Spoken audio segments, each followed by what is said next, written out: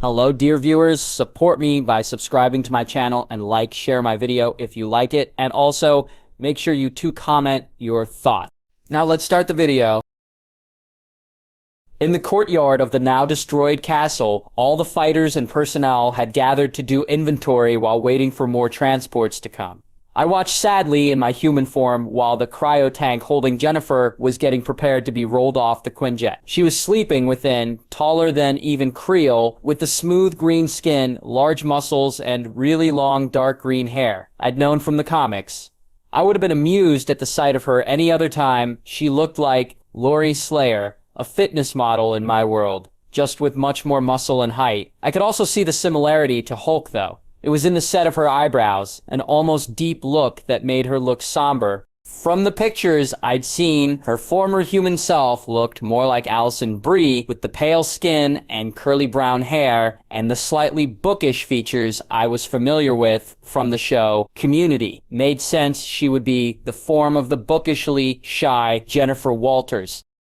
It wasn't funny now, though, seeing her roll past me like some sick parody of a modern-day Snow White. "Hey," Natasha walked up to me, as I stood there, giving me a smile. She was wearing her normal catsuit rather than the armor we'd made her, though her handgun was at her side. "You okay?"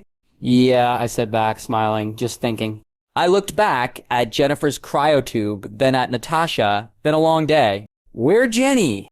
When Natasha and I turned, Hulk was aggressively striding through the courtyard, looking around quickly and causing more than a few of the agents and personnel to back away quickly on instinct from the titan of muscles moving among them. "Hulk," I called out to him. The angry green giant spun to look at me, then saw the cryotube and ran over more quickly than anything that big had any right to. I stepped in his way. Then I realized I had stepped in the Hulk's way. Luckily, the big guy seemed willing to listen, quickly coming to a stop and leaving grooves in the ground in the process. "It's okay, bud.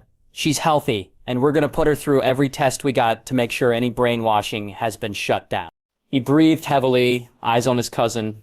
"Jenny, like Hulk?" Yeah, I patted his arm, looking over at her. I could feel him shaking, confused. "Remember what I said, though? She's strong, and we've got her back. She's riding with us." "They don't seem to know that," Natasha noted, watching as the bridge soldiers began to roll her off to the Quinjet that Pietro and Helen had been put in. "I'll go direct them to the Defiant." Natasha turned and smiled at the Hulk. "Good job, by the way, big guy. You did well." Hulk, surprisingly, seemed almost bashful at that. With that, Natasha turned and walked over to the group rolling Jennifer's tube, leaving me with Hulk. "Hulk, go to dial spaceship," the big guy said, turning and walking towards it. However, he stopped for a moment before speaking up again without turning around. "Banner look at Jenny later?" he asked, more quietly than I had ever heard him speak before. I blinked at the question for a second before replying, "Of course! I don't think anyone could stop him anymore. They could, you Hulk." Hulk simply grunted at that and began walking off once more back to the Defiant. That was a major surprise. Hulk had basically admitted there was something that only Bruce could do that he couldn't, despite all his strength. I guess the two have learned to get along better than I originally thought in such a short time. Even if it wasn't perfect yet, I kind of smiled at that, then turned and walked towards where the Marvel Trinity stood. Well, two of them stood, while the third was being looked over by a medic as he sat on a makeshift stretcher. The massive form of the Hulkbuster stood nearby, drawing the gaze of others around the area. The Dark Force armor, on the other hand, had fallen apart from the abuse of the past few hours, and lay in pieces on the ground. "I'm telling you, I've got guys at the tower that can fix this," Tony grumbled, watching the medic bandage hole in his shoulder. Tony's face was grimy and sweaty, far from the impeccable look he usually preferred, with his blue shirt ruined by the hole and blood caused by abomination. "It's just to keep you from bleeding out, sir," the medic said. "Let the man do his work," Steve said, with a fond smile. He was wearing his full armor with the helmet down, his famous shield on his back, and some sweat on his brow, standing there with his thumbs in his belt. "You know, the Hulkbuster's Catoms are designed to deal with this," Tony pointed out, before looking up and grinning when he saw me walk over. "Hey, fanboy, heard you saved Jennifer. Nice job." "Indeed!" The giant man standing there stepped forward and clapped my shoulder with surprising gentleness, smiling down at me. "My friends told me of your heroism, Mahmoud Shahid. You've done quite well." "Goddammit, stop blushing." "Tea, thanks," I said, grinning up at the big guy. Mahmoud, let me introduce you to Thor Odinson, Steve said politely. He knows who he is. Every somewhat sexual human on the planet does. Tony reminded him while grinning at me before wincing when the medic cleaned his wound.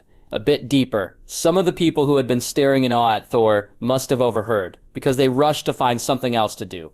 It's only polite, Steve mumbled. Thor grasped my forearm and smiled, his luxurious hair flowing. Seriously, I could see a couple of women and men in the background panning their eyes from Steve to Thor as the pair stood there. I shook his hand and grinned.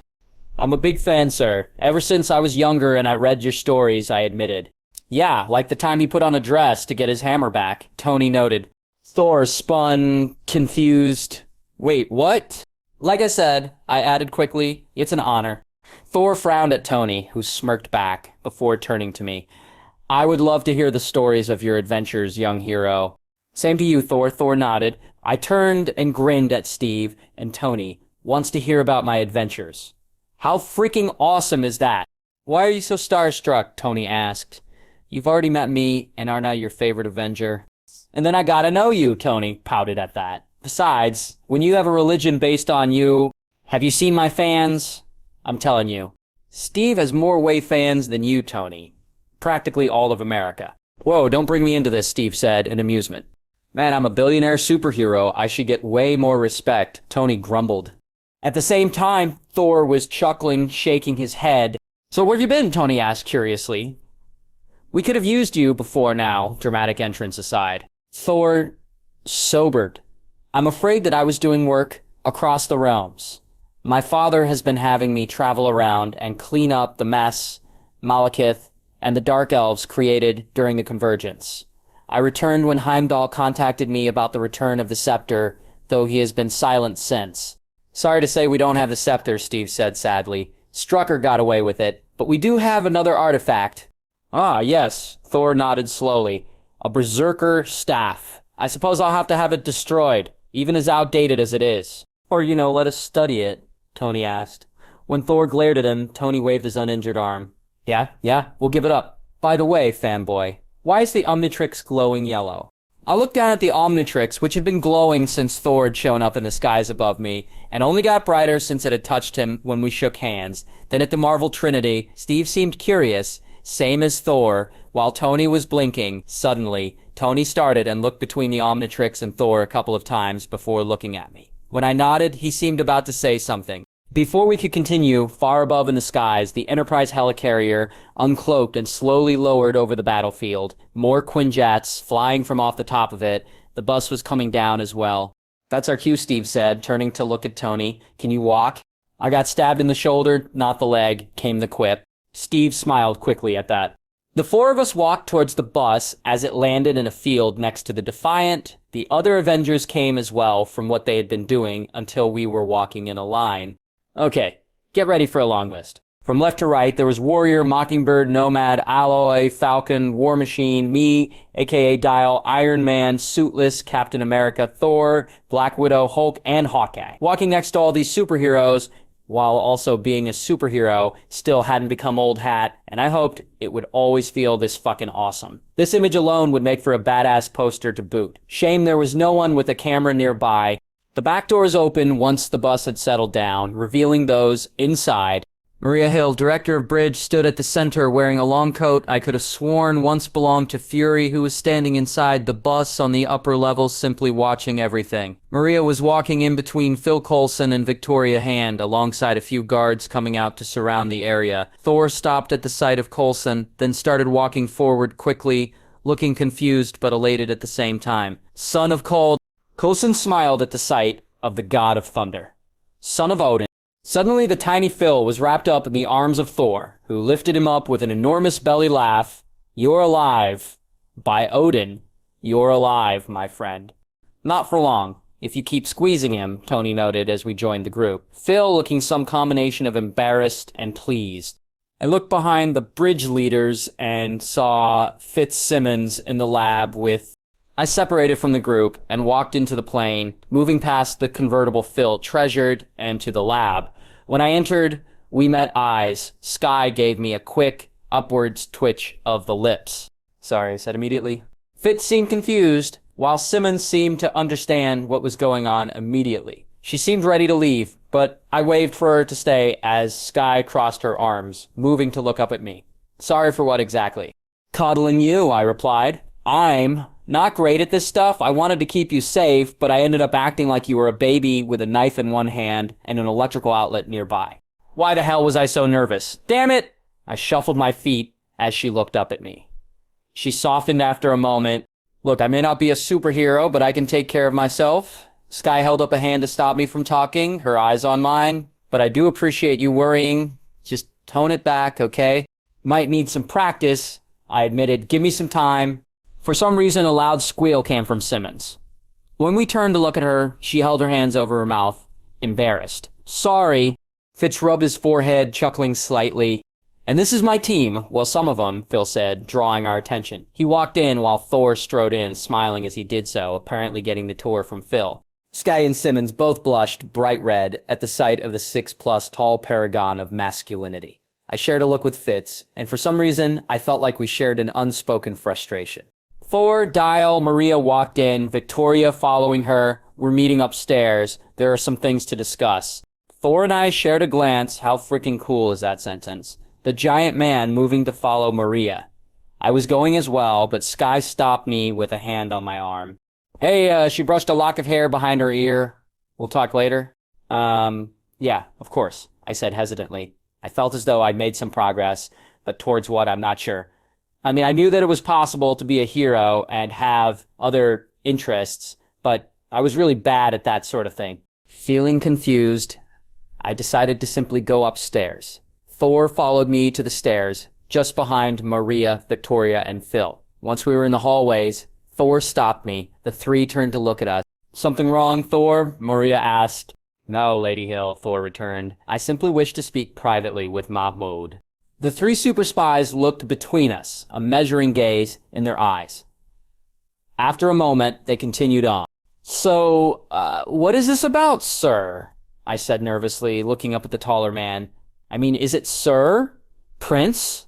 I can't really call you God because of religion, but I really want to be respectful, and I'm not sure. Thor let out a booming laugh, those ones that come from deep in the chest that only really big guys can do. Mahmoud, we are fellow heroes. Call me Thor, as all my allies and friends do. He clasped my shoulder and smiled down at me. I simply want to give you advice. I have been alive for 1,500 years, give or take. I've had my regrets. So let me give you advice a friend gave me. Mahmoud, don't make the mistake of not going for what you want. Or as my dear friend Darcy said, ask her out, you dummy. Ah, I said, scratching the back of my neck. Now, you seem to have something you've been wishing to tell me. Guess I'd underestimated Thor's intelligence. You don't become as legendary as he was by collecting bottle caps. I raised up the Omnitrix, about to speak, before thinking, yeah, this might be better to say in the group right now, but I promise it is important. Thor seemed intrigued, eyeing the Omnitrix with interest. As he did, I looked at the weapon on his belt. Mjolnir! Man, that hammer had so much weight to it, pun intended. A presence that made Thor seem grander, though that could have been my inner nerd speaking. I really wanted to try and lift it. Come then, Thor led me along. It seems I have much to catch up on. The founding Avengers plus Maria, Fury, Victoria, and Phil were inside the glass room in the center of the bus that Coulson used as a briefing room, leaving the rest of us, reserve Avengers, watching from the couches outside as they told Thor about the events of the past few weeks. The screen currently frozen on the image of the Triskelion with a mountain of blue-green crystals on top of the hangar bay. What did you do with that thing, by the way? Bobby asked, the Amazonian blonde looking at me. I mean, that much crystal was probably tough to get rid of. I gave some of it to Tony, I admitted, but the rest I just put away as Diamond Head. What did Tony want with your crystals? Isabel asked, once more reminding me of Lucy Lawless. Something about the almost aggressive attitude she always exuded, even in her civilian clothes. I'm pretty sure he wanted to make a suit out of it, I said, not revealing the truth. We've had a crazy week, though, huh? I'll say. Sam, our fearless leader, sighed lazily in a big chair with too much plush. The boys in my old squad wouldn't believe it. I keep getting texts about it. Kind of old hat for me, Bucky noted. The aliens are weird. No offense. I shrugged, not taking it personally. But most of this is just upgrades on what happened before. Creel, standing nearby and looking out of the window at the forest around us, grunted. Rhodey walked up from the back of the ship. They've got Jennifer all set up, and the prisoners have been put into the Enterprise. We're ready to leave. Cool, I said, smiling at that. A knock on the glass brought our attention to the briefing. Phil waved at me to enter. I waved back, then turned to my team. See you guys in a bit. What do they want to talk to you about anyway? Bobby asked. I looked down at the Omnitrix. It wasn't glowing yellow anymore, though it had been doing that since Thor had appeared, and had gotten even brighter after touching him. I kept expecting it to speak and tell me what was going on, but the watch had been silent so far. Still, I knew it must have done its work. Something important. Leaving it at that, I entered the glass room. Hulk had become Bruce again, who was still wearing his armor with a lab coat on top. Thank God, because we were crowding the small space, as is without the bulk of the Hulk joining in. So I said, looking around, what's up? Thor said you wanted to say something to us? Steve asked, clear blue eyes steady on me. Yeah. So I lifted my watch. Omnitrix. It can basically do it all. Even I don't know how many aliens are really in this thing. We've made a list of around 40 that you can think of, Tony reminded me, having been the one asking the most questions about the watch, though there had been a close race between him, Fitzsimmons, Bruce, and of course Bridge. Right, but remember, the Omnitrix was made to be a tool of diplomacy. First and foremost, I responded. And I would remind you that this Azimuth instead ended up making something that can let an untrained civilian fight the Hulk. Fury said, still wearing a purple button-up shirt with the sleeves rolled up. Well, not just the Hulk. Wondering what Fury would think of Way Big, I sighed. Yeah, well, I must say, I don't recognize any of the aliens you can turn into, Thor said curiously. I've fought many beings, but nothing like many of those creatures you mimic. He's from another universe, remember? Different aliens. Tony said to Thor, who did a little ah at the reminder. There's more, I said. The Omnitrix doesn't just contain alien DNA. It can also scan it and replicate it. So now, I lifted the watch and turned it on, a hologram of 4 arms floating over my wrist. I flipped through Jury Rig, Wrath, Upgrade, and Blitzwolfer before reaching the final one. The others in the room leaned in to look at it. It's you? Bruce said, confused. You can turn into yourself? No! I said, staring at the image that looked something like me floating there. This one is new, gained from a scan I got today. Asgardian, Phil said softly. Thor blinked. That is, me? The Omnitrix's interpretation, anyway, I admitted. I have to say, I'm not sure what this means. I mean, will I have lightning powers like you? Or just be a form like a normal civilian Asgardian? I don't know.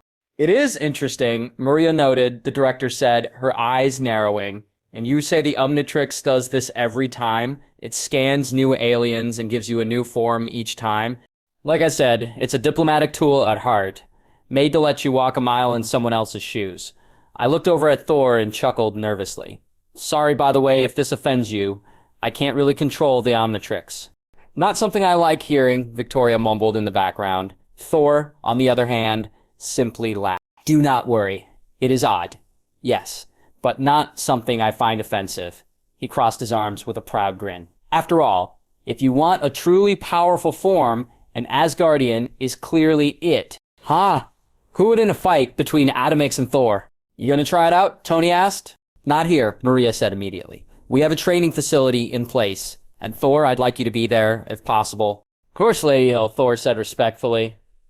He looked over at me, and for some reason I got the feeling there was more he wanted to say, but was holding back. It made me nervous. Was there something about being Asgardian I had to know? Something that might affect my form in a way I didn't expect? Like Ghost Freak suddenly getting his own personality. I mean, considering that I now had to worry about... Oh, right. One more thing, I said. I looked over at Tony, knowing what was coming, then pushed through. There is a possibility that, well, Big Chill, the new alien I unlocked before Thor got here, reproduces asexually, and that kind of works for me. So at some point, I might...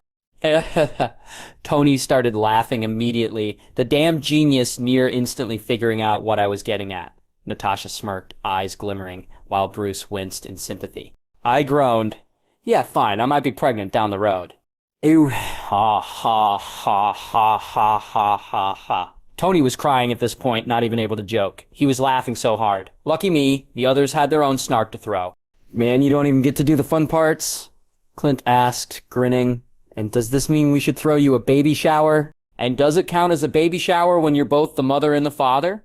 Natasha added, a slow smirk rising when I gave her a betrayed look.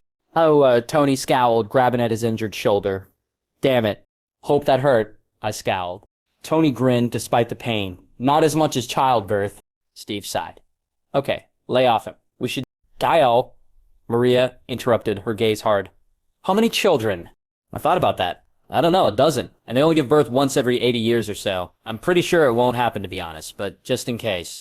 Maria shook her head and rubbed her nose, sighing, well, there is something else on the table, Thor. Speaking on behalf of the United Nations, I have been given permission to request an alliance between the people of Earth and Asgard, she chuckled. It's a bit informal, but I've been told that it is within my capacity as bridge director to approach alien leaders to establish friendly diplomatic relations and offer treaties. Thor frowned. I do not believe I have the authority to make such a deal. I am only the Prince of Asgard. I will, however, approach my father about this. What? He looked a little out of his depth. What would be in the treaty? Would it mean... That can be left up to the people who make those decisions, Maria said. I can approach you about it, but actually writing up the deal should be left between your father and our people. Thor seemed relieved. In the meantime, we should focus on this. Maria tapped at the screen. At your request, I'll have the founding Avengers on the same vehicle with Jennifer Walter, though I've decided the bus would be better since there is more room here than on the Defiant. Dial, you'll be piloting the Defiant with Bobby and Sam, while the rest of the reserve Avengers will go with the Grapplers, Deathlock, and the Maximoff twins to the Enterprise. The director looked around. You have your orders, everyone. Would you believe the ride home was turning out to be really boring? Seriously, flying a super advanced spaceship made out of a Quinjet with a super assassin and flying Soldier along for the ride as a helicarrier flew on one side and the bus flew on the other, I should have felt pretty damn awesome. Instead, I was just bored, flying towards the East Coast. Am I the only one who's bored? I asked Sam and Bobby. The pair gave me that smile that more experienced people always give their juniors, the black man and blonde woman looking a bit smug. It's how these flights usually go, Bobby said from the co-pilot's seat in her civvies uniform of a shirt and jeans. Well, not mine, Sam added, standing behind us in his flight suit. But flying aircraft is always like this. No, flying a long-ass time is like this, I grumbled. Think I could have flown there and back if I didn't have to slow down for the fleet. Hell, Astrodactyl could have done it. Fast Track could have run there in this time. That's not the mission, Bobby reminded me. I have a question, though. How many aliens do you have anyway? I thought about that, counting them up in my head. Swampfire, Blitzwolfer, Fast Track. I can access 15 so far out of 1,000,000. Sam turned to stare at me. Jesus! Are there even that many aliens? How can you keep and remember them all? I can't, I admitted sadly. I mean, I try, but I tend to end up favoring some aliens without meaning to. Diamond Head is probably my favorite, though Blitzwolfer used to be. But I haven't used Goop or Swampfire too often lately, for example. I mean, it makes sense, but some of my aliens might end up being underutilized.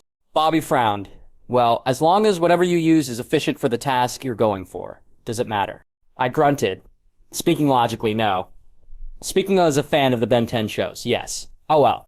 What I want to know is, how come so many of your aliens look like monsters from movies? Sam asked. Frankenstein, the Mummy, Wolfman, and the Mothman, or how Astrodactyl looks like a dinosaur. Is that because that's how they look in your universe, or... I also have a vampire alien down the road, and I like to think that the aliens in the Watch were the inspiration for monsters in my universe, Ben's universe, technically. I mean, how do you think we got legends about Thor? He visited, we told the stories. They evolved. To paraphrase a line from a British sci-fi show, a lot of monsters look like my aliens, I thought for a moment. Also, Frankenstein was the scientist. The monster didn't have a name. Sam rolled his eyes. Yeah. So how were your fights anyway, I asked the pair. Bobby grunted. That bad? More rough than bad, she admitted. I didn't have to fight any gamma monsters, but centipedes are tough enough. I had to resort to killing them most of the time. Even with Clint and Natasha helping, it wasn't easy. Their skin is tough to cut through. I probably had an easier time of it then, Sam said. The Chitauri flyers aren't as experienced as Rhodey and I were, so I ended up taking them out pretty easily. You were lucky, though. just faking your way through a fight. I scoffed. Tell that to the grapplers. Marianne hits like a freaking truck, Melissa's powers are broken, and Wanda is basically magic. I barely held them off as Frankenstrike. Next time someone asks me to fight 3 badasses like that while holding back, I'm letting you guys do it. Bobby laughed at that, while Sam chuckled. Bruce Banner Hulk. January 20th.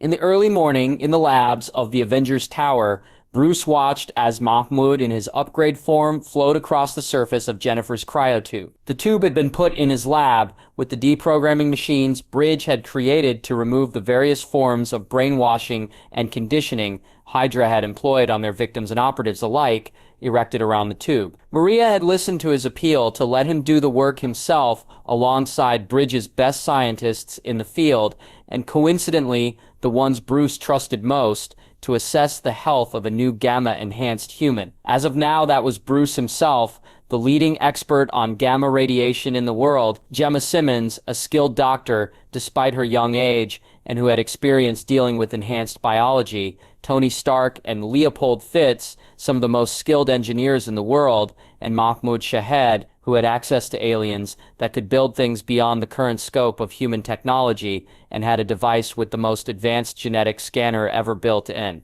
With all that combined brain power in one room, they would be able to find...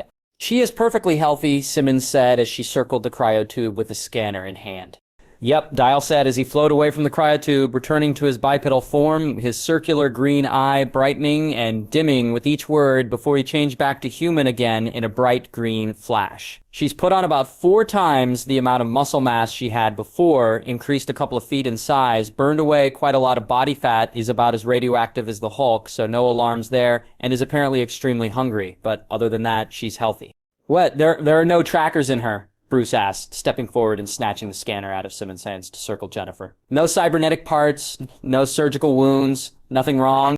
No, she's fine, Simmons said, frowning at the frantic Dr. Banner. In truth, it makes sense that she is so stable. Blonsky had the flawed super soldier serum to protect him in your blood to give him the genes, while Rana Phillips simply had her genetic template altered for the same effect. But Ms. Walters is a pure carrier of the gamma gene just like you. When he only seemed more agitated, Simmons spoke without thinking. Sir, she's a Hulk. She won't...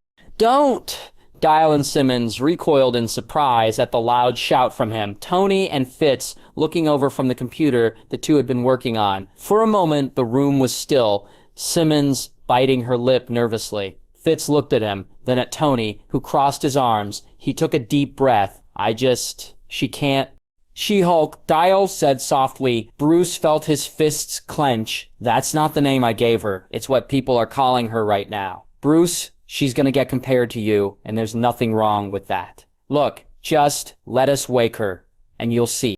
He bit his lip, looking over at Jennifer. I didn't want this. It's why I left Betty, left everyone. I didn't want them hurt by anything related to the Hulk. Bruce winced internally at how offended the Hulk got within him, sending a silent apology to the other guy.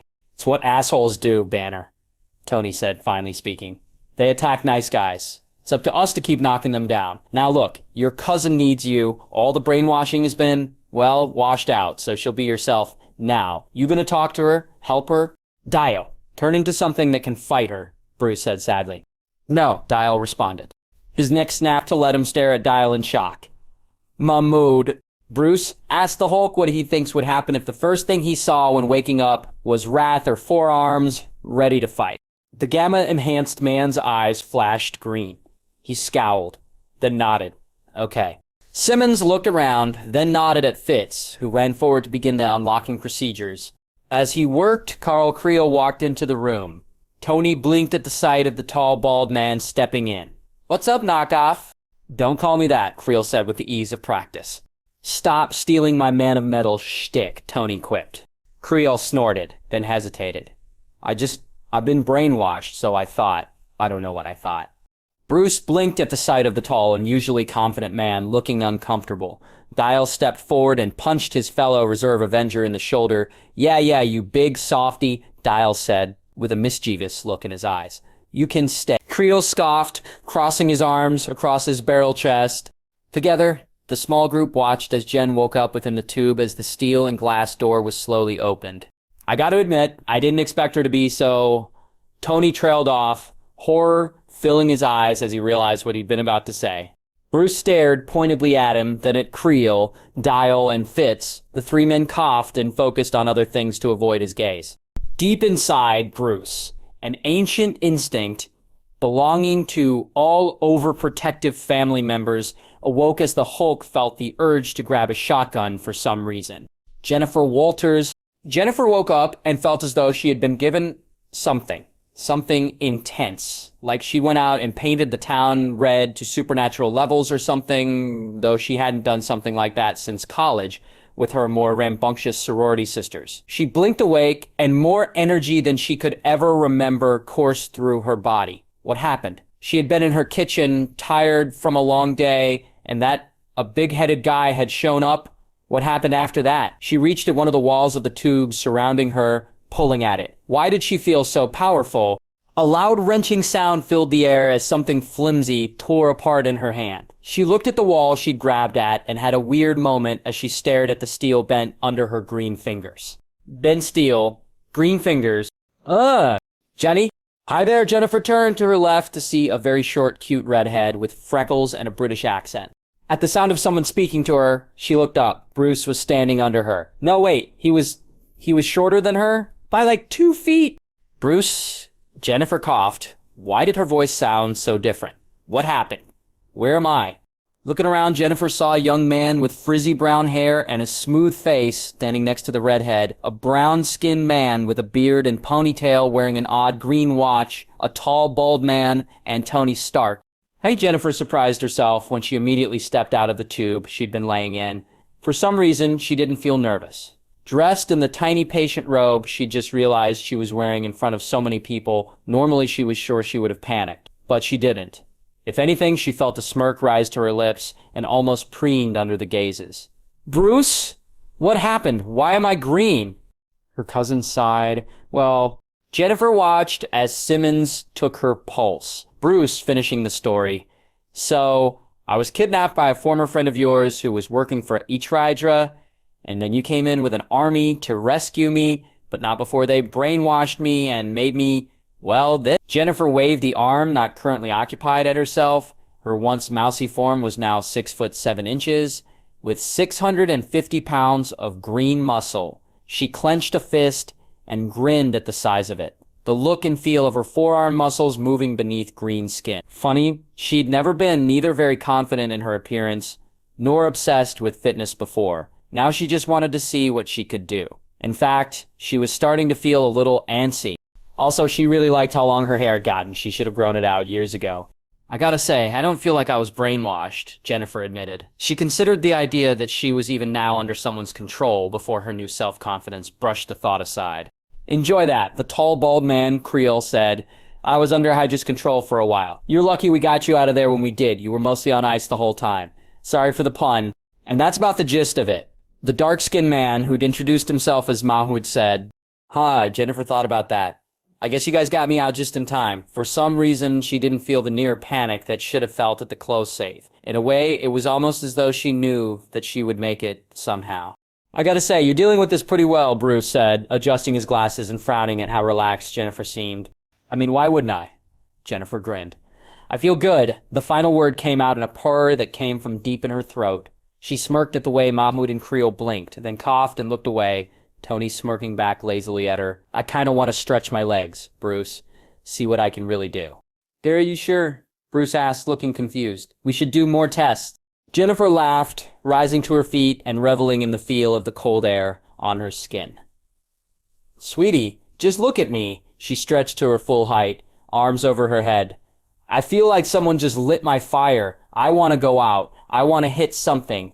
Yeah, that pans out with what I expected, Mahmoud mumbled. Come on, Brucey. Jennifer smiled at her cousin. What do you say? You and me, see what I can do? We should have some fun. Make up for all the years apart. That's not something we should... Bruce began to say. Let's not be hasty, Banner, Tony said, stepping forward with a grin. We've got the weight room. Let's see what she can do. As long as we go easy, Simmons said cautiously. We still don't know why your transformation appears to be permanent. Are you sure you're feeling all right? No major feelings of anger or other extreme emotions? I feel perfect. Jennifer said with a sigh of happiness. Then your transformation may be triggered by something we don't know, Simmons said. Jennifer smirked at the clear challenge. Then maybe you should spot me. Yes. Bruce agreed as he adjusted glasses while looking up at Jennifer. What if you turn human when angry, in a reversal of what I do? We don't want you bench pressing 300 pounds, getting angry, then returning to normal. Bruce blinked up at her, then his face stiffened in determination. Sure. The change was instantaneous. 1 second, she towered over her cousin. Then he was standing over a foot taller than her, his massive bulk a green wall before her, wrapped in purple armor, as the tatters of his clothes fell to the floor. Jennifer's confidence didn't disappear, but it was muted. Whoa! The Hulk smiled at the sight of his cousin. Hi, Jenny. I'm Hulk. Apparently, he'd realized they never technically met, and so decided to introduce himself. Jennifer practically crumbled at the sight of Hulk's happy smile. Ah, you're just a big puppy, aren't you? Not how I'd put it, Fitz whispered, eyes wide at the sight of Hulk in a reverse of Jennifer's reaction. I always forget how big he is, Creel mumbled in the background. Fitz and he stepping back from the massive beings now taking up the lab. As Hulk smiled bashfully and Simmons giggled, Tony rubbed his eyes. Could have waited till we got there to change, Tony grumbled. Now I gotta figure out how to get 2 Hulks into the weight room without breaking the elevator. You two overloaded as is. I'm sorry, did you just make a crack about my weight? Jennifer said with mock anger and her hands on her hips. Aw shit, I was once better than this. Nerds! Explain what I meant by that, Tony said, deciding a strategic withdrawal was in order. Well, in that case, Simmons said, moving forward enthusiastically. The interesting thing about your transformation is that, like the Hulk, you gained a significant amount of muscle mass, though not quite to the same degree. Fitz apparently caught on to what Gemma was saying and continued. Yes, you see, while your cousin is a big, densely packed powerhouse, your own growth seems more lean and athletic. Your muscle density and thus muscle weight is increased by the same factor as the Hulk, however, explaining the increase in weight. They bounce off of each other real quick, Mahmoud whispered to Creel. Not quick enough, Creel rumbled, looking at the closeness of the two, rolling his eyes when Fitz blushed as his hand brushed Simmons. Later, after going down some stairs that creaked under the weight of the Hulk and Jen, the group stood in a weight room together, watching as She-Hulk worked out. The room was extremely fancy, with a pool on one side, a boxing ring in the center, punching bags on the other side. Curiously, a couple lay on the floor in the back, and sand poured out of fist-sized holes in the center of the bags. Dozens of machines and equipment meant specifically for the superhuman inclined to use them were dotted around the place, including weights in excess of what normal people could lift. Jennifer had replaced her medical robe with some clothes borrowed from Creel, the only one among them with clothes big enough for her. The hoodie and sweatpants were a little baggy, even on his massive frame. On Jennifer's new bulk, they were barely able to fit, stretching on her and leaving her midriff exposed. She took pride in that. Woo, Jennifer called out happily as she bicep curled a bar with massive plates on each side. How much weight is this again? She asked, curious as to why she felt nothing at all in terms of strain. About 700 pounds, Fitz said, staring at the long bar that Jennifer was easily lifting, her arms pumping seemingly without effort. 50 pounds more than you weigh. Calling me fat? She asked him with a wink, the young Englishman sputtering nervously in response. She laughed. This feels great. Hey, big guy, wanna arm wrestle later? Hulk grinned down at her. Yes, but when safe, Banner say should wait. Hulk scowled. Banner always say wait, but nicer now. No more yelling. Jennifer blinked at the thought of that, doing 5 more reps. So wait, you can hear him? I don't hear any smaller version of me in my head. Don't think she would take me being nearly nude all that well either. That's one of the questions we want to answer. Simmons said, watching Jennifer lift nearly a ton with just her arms. Why is your transformation so different? Why can't you change back? Why would I want to? Jennifer laughed, tossing the weights down with a crack of sound and curling her arms up.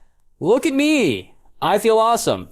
Hulk frowned, apparently thinking on that. Mahmoud seemed nervous for some reason. Creel, who had been looking at the boxing ring with longing eyes, stepped forward and leaned down to grab the tossed-aside bar. I know you're new, but you need to respect the gym and its equipment.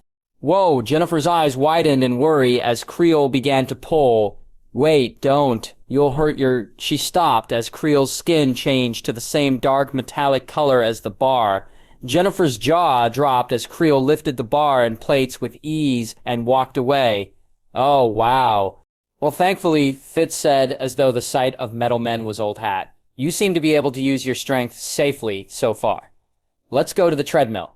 The rest of the day was spent testing.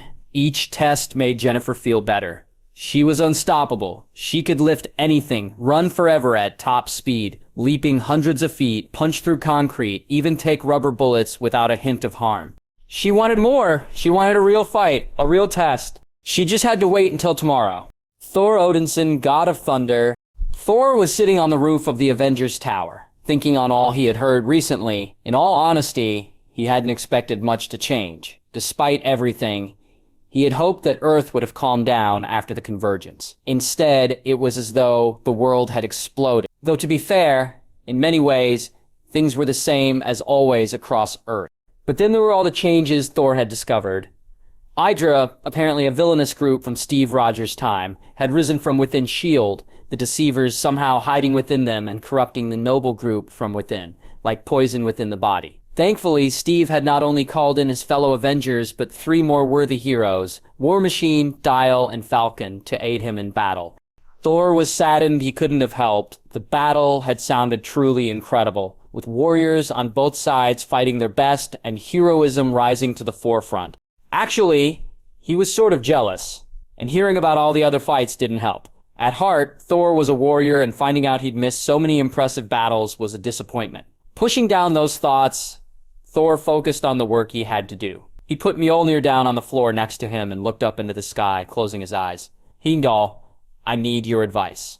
All Thor heard was the wind running over the rooftop. He frowned. Heimdall, my friend, you haven't answered me in some time. Can you hear me? I mean, it has been a while. Should I call later? I hear you, the voice of the all-hearing Asgardian responded. Apologies, Thor. Home has been interesting. Thor's fingers twitched. What happened? Nothing of import. Strangeness, that is all. You said you needed advice? Yes. My friend, things on Earth have changed in unexpected ways. Thor dived into his explanation, telling Heimdall everything that Maria Hill had told him, ending with the proposal for an alliance between their realms. And so I am to approach my father about allying with Bridge and the rest of Midgard. I have also heard that a nation by the name of Wakanda is looking into a similar proposal. I'm sure they are. Heimdall said mysteriously, I will speak to him of this if you like. Thor held back a sigh of relief. He really didn't have the head for things like treaties, documents, and trade deals. He wasn't unintelligent, but his skills lay more in languages, tactics, and space travel, with a small skill in wormhole physics. Thank you, Heimdall. Of course, Heimdall sighed on the other end of the mental link between them, but I do not know if your father will agree to this. Why not? Thor asked, surprised. His father always seemed one for diplomacy. He has been strange. As of late, he recently had the builders begin work on a statue of your brother and a small theater for a play in his honor. Father did that? Thor asked incredulously. Yes, it may be that the grief of Heimdall trailed off. Thor looked down at the gravel beneath his feet, sadness filling him. Mother and Loki, Heimdall. Please tell him about the proposal. If he refuses, let him know. I will come myself to Asgard to discuss it either way. And there is something else. A mortal I wish my father to meet. Heimdall let out a surprised noise. Thor, you think that wise? Yes. He is not Asgardian, but he can become one now. This Mahmoud Shashade, Heimdall agreed. You haven't told him about the possibility of what he may face? I don't even know if it will happen, Thor admitted. Is he a true god because he can simply change forms? Is there even a place for him? Does he count? So much of what Earth has brought to my attention is impossible to predict. All I can do is try to protect. I'm seeing Jane tomorrow, he finished with no small amount of trepidation. Best of luck, Heimdall said simply. Thor smiled, sardonically. I will need it. Carl Creel alloy. Later that night, after testing Jennifer, Carl snuck into the gym. He needed the chance to vent. Thinking of Jen getting brainwashed had brought up, well, It brought things up that Creel had poured a lot of time punching Hydra soldiers into to try and avoid, but late at night, when he closed his eyes, the memories of innocent death and a dark-skinned man with a smirk on his face telling him things would be better if he complied filled his mind. So he was in the gym, doing something he'd once loved. Oof, oof, ha!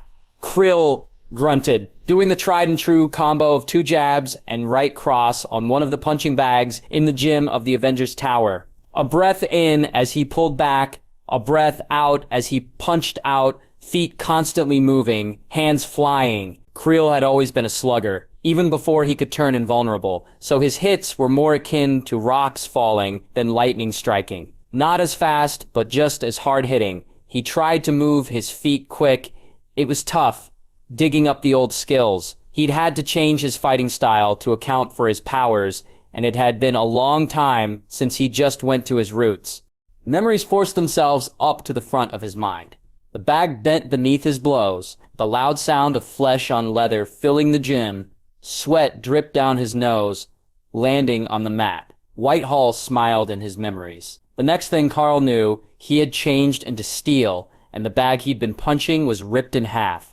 Creel panted for a moment, closing his eyes. The sound of sand falling to the mat and Creel's panting was joined by footsteps moving towards him. Creel turned to see Mahmoud walk up to him. The younger man was wearing a pair of shorts and a shirt. He frowned, looking from Creel to the destroyed bag. "Hey, you okay?" he winced. "I mean, obviously not. Just, I'm gonna grab the vacuum." Creel closed his eyes again, trying to get his breathing under control while listening to Mahmoud's footsteps receding, then coming back. When he opened his eyes, Mahmoud was holding the vacuum out to Creel. The bearded man shrugged. "Well, I didn't make the mess, did I?" That surprised a laugh out of Creel. He took the vacuum, one of those handheld StarTech models. "Yeah, I guess not." Creel leaned down and started vacuuming up the sand, speaking as he did. "What are you doing down here? Anyway." "Can't sleep," Mahmoud responded, moving to lean back against a nearby locker. "I'm way too excited for the trip tomorrow. I keep fighting the urge to go out on patrol. So when I heard the sounds of a punching bag from my room, sorry about that," Creel said as the whisper quiet vacuum sucked up grains. "Just boxing calms me down. Even now. Granted, can't really get back into it now. I ended up ruining it for myself." Creel scoffed. "Don't know why they cared." "Maybe because most people can't make their fists turn into steel," Mahmoud suggested sarcastically. "I heard you broke a couple of jaws in the day." "More than a couple," Creel said with a smile he didn't feel. "It's good character building. I can guarantee the guys I beat that way duck a hell of a lot faster now." From the annoyed sigh Mahmoud let out in response, he didn't agree. Creel pretended like he didn't care, simply finishing his vacuuming and picking up the shredded pieces of bag. "If you're not gonna leave," Creel rose up and looked at Mahmoud. "You could always train with me." "If I do, I'm changing into an alien first." Mahmoud narrowed his eyes. "Ain't about to spar with you and risk getting my jaw rewired for the sake of character building." Creel winced. He'd been trying to be friendly, but apparently preceding that by dismissing his cheating was a bad idea. "Yeah, look, I'm not a great guy, all this hero stuff, I'm just not meant for it. But that doesn't mean I don't know right from wrong. I just, back then, it all seemed to fall into place. Suddenly I didn't have to lose anymore. I could just live an easy life. No more crappy apartments or making deals with mobsters just to hear cheers. I got everything I wanted, and it was just..." Mahmoud watched Creel hesitantly gather the pieces of the bag in his hands and roll them up. "I don't know. It got away from me, and then Whitehall got his hands on me, and I have a lot to make up for. Thanks to you, I have a chance to do it." The younger man didn't seem to know what to say about that, so he just coughed. "So, you said something about boxing? 'Cause Steve's been teaching me a bit." Creel, just as unnerved about how personal things had gotten, tossed the bag pieces away and grabbed another one. "Yeah, sure. You like boxing?" "Ever since my first Rocky movie," Mahmoud replied as Creel put up the new bag. "Though Steve said it's really fake." The bald man chuckled. "Yeah, lots of bobblehead dodges in that movie." At the confusion on his friend's face, Creel explained. "The way the boxers dodge in that movie is really choreographed, so they look like those little toys. You know? Always shifting their heads around a mile before anything happens." Mahmoud nodded. "Well, I always liked those movies anyways, as well as a few anime and manga based on boxing, so I always wanted to learn, and since I have a chance, Steve was giving me a few pointers, I could use a hell of a lot more. Creel nodded and picked up a pair of hand wraps and gloves, tossing them to Mahmoud, who blinked in surprise. Creel moved behind the bag, slapping at and gesturing at the Omnitrix user. All right, take a couple of jabs. Let's see what you learned.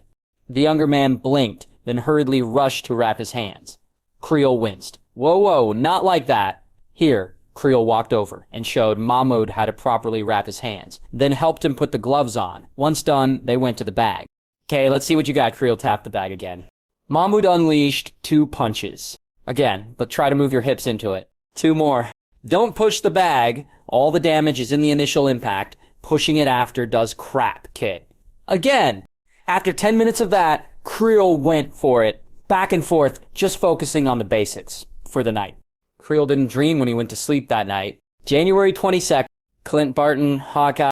Early in the morning, Clint yawned on his way to the kitchen, fully dressed in a shirt and khakis, but still shaking off sleep. There were certain perks to being an Avenger, free upgrades to weapons, top-of-the-line entertainment and tech in every part of the tower, a room with a bed so soft you could swim in it, and of course the kitchen. A kitchen constantly maintained by Stark custodians, chefs, and personnel, not just keeping it clean, but filling the shelves with snacks and putting delicious homemade meals in the refrigerator and freezer, with room service provided just in case. Clint was looking forward to a big breakfast when he walked into the kitchen. Instead, he stopped, mouth open, mid-yawn. What the hell? The entire kitchen had been devastated. The counters were open, with all the bags of snack opened and emptied. The trash was full of wrappers from candy bars, bags that had once held chips, and broken glass that must have formerly been cups and bowls. Clint, feeling out of his depth, rushed over to the fridge, opening it with hope in his heart. That hope was stabbed in the throat and left to bleed out at his feet on the cold kitchen floor, as he saw that the fridge had been emptied out of everything except condiments. And yet, everything in the kitchen was clean. It was as though a tornado had eaten all of the food in the kitchen, then cleaned up after itself. Even the cereal boxes were gone. Feeling befuddled and frustrated, striding through the halls, Clint walked into the next room, the lounge area set aside for everyone to watch movies, play video games, and do whatever they wanted to relax. Once again, he stopped, eyes wide. In front of one of the screens currently being projected on, 3 people sat on the couch, all happily eating. The table before them was groaning under the massive amount of food placed upon it. Thor, Hulk, and Jennifer. The Asgardian and 2 green giants sat side by side on a much beleaguered couch. They were all also wearing bathrobes and fluffy slippers. Well, Thor was. Hulk's bathrobe had long since given up the fight and ripped apart to leave him in tatters of soft, downy towel pieces, only his armor providing any sort of decency. Jennifer's robe technically fit, reaching only to mid-thigh and leaving a hell of a lot of skin to be revealed. All 3 superhumans looked up at Clint as he entered. Thor grinned, swallowing a mouthful of turkey from the leg he was holding. Never mind that it was in the middle of the morning. Barton, Thor waved at him. Welcome, my friend. Come join us. Sure. Clint stepped into the room, feeling as though he'd walked into the Twilight Zone. What is all this? Clint asked in confusion. Well, Jennifer looked over at her cousin and Thor with a grin.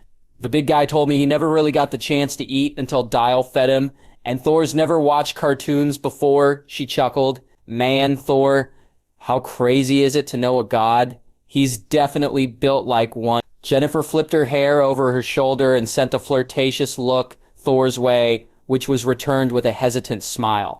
Yeah, you're all incredibly good-looking, Clint said casually. So you decided to do what exactly? At that moment, the screen left commercial to go to a cartoon Clint. A father of 2 was extremely familiar with. Ha ha ha, your question makes my shoulders bounce. Fireball. As the 4 of them watched, a pixelated figure in a cartoon world unleashed a fireball from his hands as a boy wearing a hat with a blue pine tree symbol on it watched. Gravity Falls. I like him, Thor explained calmly. While I'm sure he won't become a permanent figure in the show, he has proven to be quite fun, with an attitude that I can relate to. Once again, Thor was full of surprises. How about you? Clint asked Hulk. Hulk liked Mabel with that declaration. Hulk shoved a bunch of sugary cereal into his mouth with a serving spoon and crunched loudly. So you decided to do a morning marathon with sugary food. Clint asked Jennifer. The massive woman smirked. Yeah. I mean, Gemma told me I can't gain weight anymore, so I decided to abuse it. With that, she grabbed a package of double-stuffed Oreos and ripped it open to shove into her mouth, moaning happily. Clint looked over the group, 3 adults with superpowers, acting like little kids. Finally, he was on familiar territory. The father of 2 moved to sit next to Jennifer. Move over. I love this episode. Jennifer shifted over as Hulk took the package of Oreos from her, the long-haired woman leaning back in her and Thor laughing at the events on screen. Clint grabbed a slightly burnt breakfast burrito and sat down for the show. Eva Star Ghost. Bill had been given a lab to himself in the Avengers Tower, with enough room for Ava's room, the glass chamber that supplied her with quantum energy to keep her alive, several computers, and a new machine shaped like a spiky ball as tall as a small child. Ava stood inside her room watching through the distorted glass as Bill and Fitz worked at the new machine.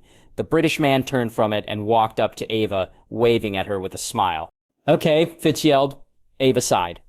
Despite her constantly saying otherwise, people refused to understand that she could still hear them perfectly fine through the glass, even if she hadn't been trained in lip reading. The machine is going to use the quantum batteries we made to gather energy directly from the quantum realm and send it to you. I already know all that, Ava said, crossing her arms and glowering. Also, I can hear you fine. Oh, good! Fitz turned and went back to the machine, looking as though he was at a loss as to what to say to Ava. Afterward, be nice to Dr. Fitz. Ava, Bill said to his adopted daughter. He's been extremely helpful on this project. As long as it worked. Ava clenched her teeth as she briefly tore apart portions of her back, stripping away, and long lines of flesh erased from existence before slamming back into place.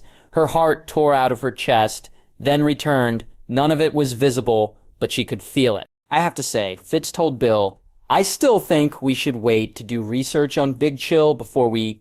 I don't think that's necessary, Bill said, eyes twinkling. Hit the switch. Fitz hesitated. With a look of trepidation, he pressed a few buttons on the machine and finally hit the switch in question. Together, the 2 scientists turned to look at the glass cage. Ava found herself feeling a bit nervous as the walls began to glow, before hitting her with waves of energy. She felt nothing at first, then a relieving sense of coolness began to fill her. She stood in the glass room for a moment, unable to understand what was happening. Then the pain, the sensation of skin and flesh ripped across dimensions over and over again, began to recede. She gasped at the relief that filled her. Falling to her knees, Ava nearly cried in joy, staring as her hands began to stop shifting dimensions and solidify. For a moment, all was peaceful. That was before someone slammed into her. From within the waves of energy, hitting her in her soul. Yad! Ava! Bill yelled in shock when Ava screamed in horror. Her eyes were wide in fear and agony as another mind slammed into her own. She tried to understand, to fight back, to do something. But this mind was powerful. This mind was a survivor. And it was also kind. When it realized what was happening, it receded. Not before Ava saw her, in her thoughts, on the waves of quantum energy pouring into her. Then the machine was turned off. Ava panted, tears of pain pouring down her cheeks. Bill opened the door and rushed into the glass cage, leaning down to hug her. Ava, what happened? Ava swallowed reflexively. Who was that? Who? Bill looked over at Fitz, who put his hands on his head, looking befuddled. Ava, no one else was in the cage? I felt her.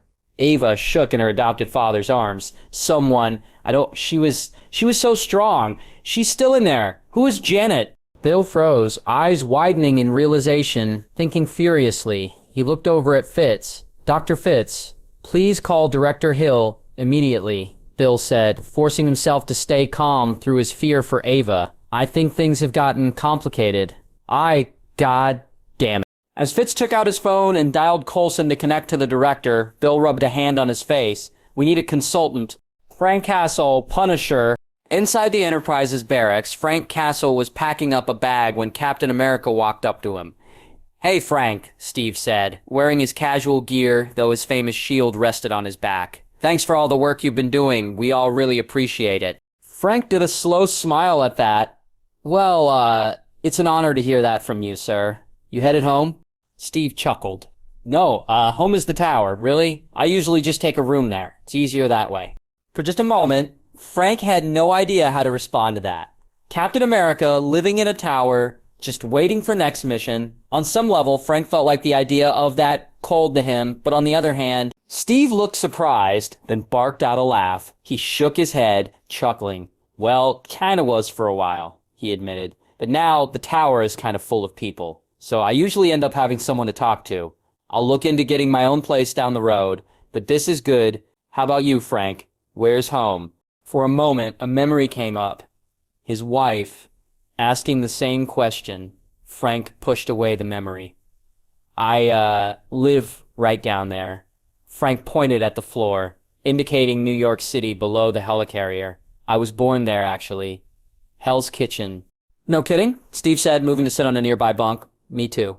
Well, Brooklyn, born and raised there. As though Frank didn't know, hadn't read everything about Steve's life the second he got the chance to work for the man. Captain America's house was preserved by the city, including his room with the drawing he'd made before heading to the war. Here he was, a living legend, and he didn't seem to know it. Bit tough to get a place there now, Steve said with a wince. Prices kind of skyrocketed there. What, can't just ask for it? Frank asked, only half joking. Steve chuckled. Nah, I don't want Bridge giving me a place. Rather get one of my own. That was something Frank could respect. He finished packing his bag and stopped at the sight of a photograph. Maria, Frank Jr., and Lisa. His family. Frank turned and handed the photo to Steve. There, that's home, Frank said, trying to feel as certain as he sounded. On taking the photo, Steve smiled. Your family. Yeah, Frank shrugged his bag onto his shoulder and pointed at the three, one by one. Maria, my wife, Frank Jr., and Lisa. Frank couldn't hide the pride he felt at the sight of his children. Gotta say, Frank, your kids look a lot cuter than you, Steve teased, handing Frank the photo back. Frank chuckled. Fuck you, Steve. Frank took the photo and stared at it. The soldier hesitated. Frank? Cap asked curiously. Nothing. It's just, sometimes I feel like I don't deserve them. Frank put the photo in his pocket. I mean, the things I did in Afghanistan, they weren't what I wanted. I was supposed to be a soldier, and, Frank rubbed at his nose. Shit, no idea why I'm saying this. No, I get it, Steve said, his voice filled with sympathy, though not in a pitying way. You can't understand unless you've been there. During the war, we had to do things, make compromises for the greater good. Frank huffed a laugh with no humor to it. Greater good, Cap. The shit I did wasn't for the greater good. I just followed orders, and I'm starting to feel like I shouldn't have. He turned and left, moving quickly. Steve called out to him. Confused, Frank ignored him and left. Mahmoud Shahid Dial.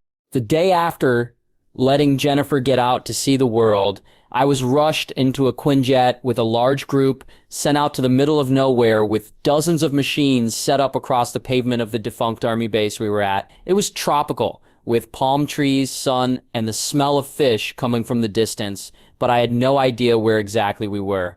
Probably Florida, though, since California beaches were crap.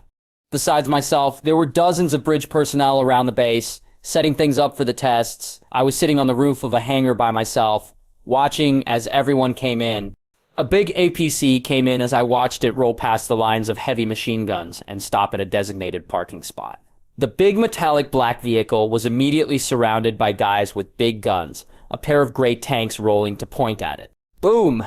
I jumped when the hangar's roof shook at the impact of something big hitting it behind me. I turned to see She-Hulk walking towards me, leaving a giant dent from her landing. Still working on those landings? I asked, my legs swinging over the edge. Yeah, but I'm having fun anyways. The towering Gammon-enhanced woman flashed her white teeth and stepped over across the rooftop on bare green-skinned feet until she was looming over me. Tony had quickly designed a costume for her in the shape of a one-piece swimsuit-like thing in dark purple colors, and it seemed to fit her pretty well. She flopped down next to me, swinging her legs in cadence with mine. So what's up? The prisoners! I used my fingers for quote marks. Have arrived. Now we just wait for the puppies and the volunteers, and we're in business. Can't wait, She-Hulk grinned down at the area below. So my cousin told me you can change into aliens. What's that like? Like moving your second brain with the muscles you've had your whole life. She blinked at my response before snorting. I grinned at her. It's using a body no human has ever experienced as though you had it your whole life. Seriously, it's like, actually, sometimes it's like being you. I explained. 1 second I'm in my normal body, the next I'm supercharged. I thought of Frankenstrike and feedback. Sometimes literally. Then there are the weird powers, like being able to make indestructible crystals grow at will. Like, I can feel how I'm making it happen, but it's not in any way I can really explain. The green muscle-bound woman flipped her hair back, the long locks falling across her back. That sounds sort of crazy. But then my whole life has gotten pretty crazy since waking up yesterday. You don't get used to it, I said, talking to freaking She-Hulk while wearing an Omnitrix and watching a spy organization I'd helped rebuild, prepared to test superhumans. Seriously, the whole point of Bridge is to connect people with the weird world around them. Granted, your case is a bit more literal than we would have wanted.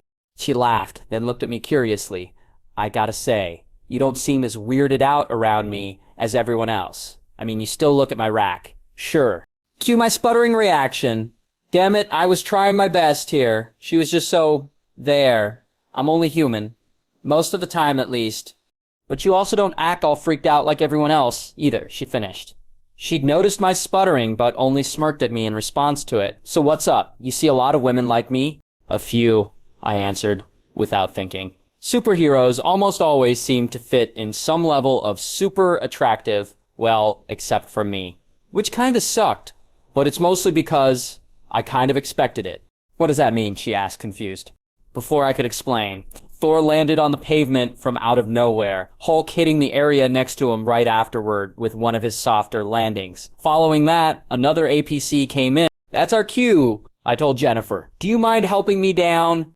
Can't you just change into an alien and get down that way? She asked. Kind of a waste of time and charge for a jump of, what is this, 20 feet up? Anyway, could you please? Sure, she got up along with me and grabbed me under my shoulders before jumping off the hangar with me in tow. Her feet hit the floor with a slight boom that startled a few soldiers to point rifles at us before they calmed, and she gently put me down. Thanks, Glamazon, I said, a smile coming to my face when she mouthed Glamazon in confusion. Oh, just wait, Walters. I got a whole list of nicknames made from decades of comics just waiting in the background. We walked up to Thor and Hulk. Ah, Mahmood, Jennifer, Thor called, waving at us. You got here early. Yeah, I didn't have too much else going on today, I said. When fight, Hulk growled. Soon, I told him, vibrations moving through my legs when he grumbled in response. Don't worry, Thor told Hulk. If the reports are true, this will be fun. A true bout. Here's hoping, Jennifer said behind me. An SUV rolled past the gates, then the large car with the Bridge logo on the side came up to us and stopped. The driver got out, followed by a few bodyguards, waiting for them to surround the car. Once the bodyguards were done, the driver opened the back door and Victoria Hand stepped out. She eyed us with confidence and walked over. Thor, Hulk, Dial. Have you been given a code name yet, Mrs. Walters? Victoria asked. Jennifer shrugged, no. Is that required? It's good for marketing purposes. And for selling action figures, I quit. She-Hulk, Hulk said, the ground rumbling with his declaration. Not the most creative name, Jennifer said, which, yeah, that was fair. It works. Victoria scowled. Apparently, the fact Jennifer clearly didn't care about codenames annoyed her. Then again, Victoria, of all Bridge people I'd met in this world, was the closest to her counterpart in being a stiff, no-nonsense sort of woman. In other words, the opposite of Jennifer. Very well, She-Hulk. Please, prepare to intervene with the others. While I know you aren't a combatant by nature, the possibility of one of the prisoners escaping is low enough that we can risk having you on guard. Dial, please prepare one of your more powerful transformations. I'd suggest 4 arms, she said, the name, with the sort of tone you'd hear the word vomit. Apparently she wasn't a fan of Ben's nicknames for his aliens. Just wait until she saw Upchuck. I decided to ignore her clear distaste and just brought up the menu on my Omnitrix. Okay, Victoria looked at the 4 of us before looking at the Bridge personnel in front of the APCs, let out the first group. Thor twirled his hammer and grinned, ready for whatever may come.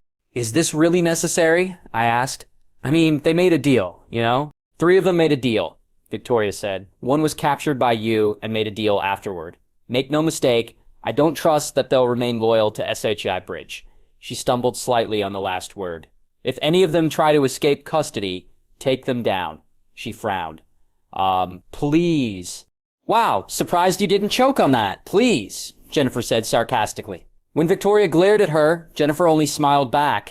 Huh, the two would make a good sitcom duo. Victoria as the no-nonsense one, and Jennifer as the fun party girl, with the two constantly annoying the crap out of each other. Hell, I'd watch it. As I thought up the newest hit on ABC, the first APC was opened, releasing a huge group of men armed and armored up for battle. They surrounded the area, pointing at the APC. Following them came 4 people, all of them wearing black prison uniforms. First was Marion Pouncey, the concrete crunching beneath her feet as she hopped out. Melissa Gold came out next, the tiny woman almost hiding in the shadow of her giant friend. Helen Feliciano followed, the only grappler I'd yet to meet and fight. She looked around cockily before seeing Hulk and giving the big guy a grin.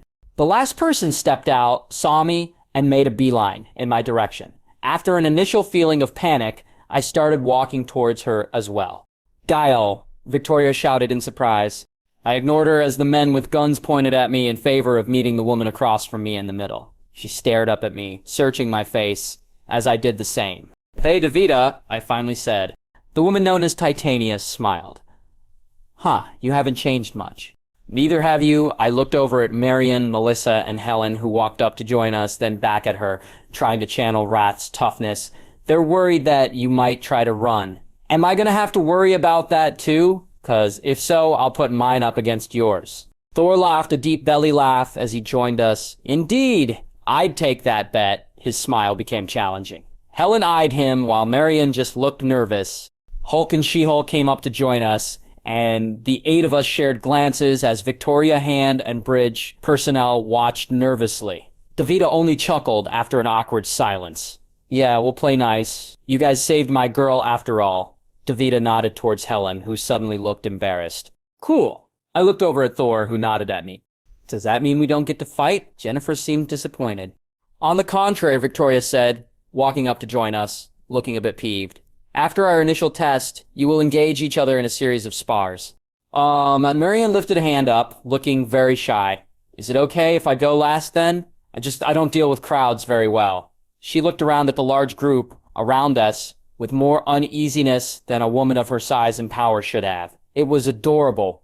It okay, Hulk growled, trying to sound comforting. Hulk, same way? Victoria rubbed a hand on her face. Just go over there, she said, waving at a hanger. Thor mused as we followed her directions. She isn't the most relaxed person, is she? Looking back at Victoria as we went towards the hangar, I decided to just focus on the tests. Time to punch big things.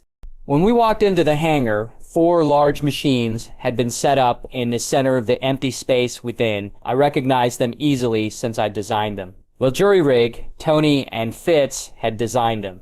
If you could call throwing scrap at Jury Rig and seeing what he made designing, Victoria came in and looked us over.